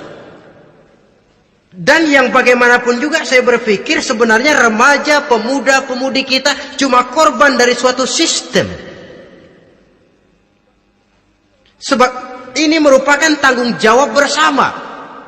Ulama mubalik macam saya paling wewenangnya cuma ngomong. Yang punya SK untuk memberhentikan pabrik minuman keras itu kan Menteri Perindustrian. Tangan-tangan eksekutif. Sehingga kalau Nabi katakan, man ra'a minkum munkaran falyughayyir biyadihi wa illam yastati' fa bilisanihi wa illam yastati' fa biqalbihi. Apabila salah seorang kamu melihat suatu kemunkaran, termasuk minuman keras dan judi di dalamnya, rubah itu. Dengan cara apa? Kalau kau mampu dengan tangan, artinya power, kekuatan. Kalau dengan tangan tidak mampu, wah, ini orang kalau gue pukul gue yang melintir nih. Umpamanya, fabilisani, dengan lidah ngomong. Mas, saya senang sampean tinggal di sini, kampung kami tambah warga, tapi tolonglah jangan bawa pengaruh yang tidak baik. Kalau ternyata bicara pun tidak berani, fabiqalbi, cukup dalam hati, sekurang-kurangnya tidak ikut membenci kemungkaran dalam hati. Itulah kadar iman yang paling lemah. Ini secara umum. Tapi kalau hadis ini kita mau adakan semacam, katakan description of job, bahasa kerennya, kita adakan pembagian tugas. Siapa yang harus merombak kemungkaran dengan power? Penguasa, pemerintah, sebab dia punya aparat. Siapa yang merombak kemungkaran dengan lidah? Ulama, kiai, mubalik, ngomong. Siapa yang hanya merubah kemungkaran dalam hati? Kita umumnya rakyat lemah ini. Yang mau ngomong nggak berani tapi hati pegel. Nah, kalau sudah ada pembagian tugas semacam itu, insya Allah masing-masing akan berjalan pada relnya, dan pada akhirnya selamatlah kita, bangsa Indonesia, umat Islam pada khususnya, dari bahaya, baik bahaya minuman keras maupun bahaya judi. Menyelamatkan bangsa, dan yang lebih lagi menyelamatkan masa depan kita. Sekianlah saudara pertemuan kita pada saat ini. Mudah-mudahan ada manfaatnya. Terima kasih.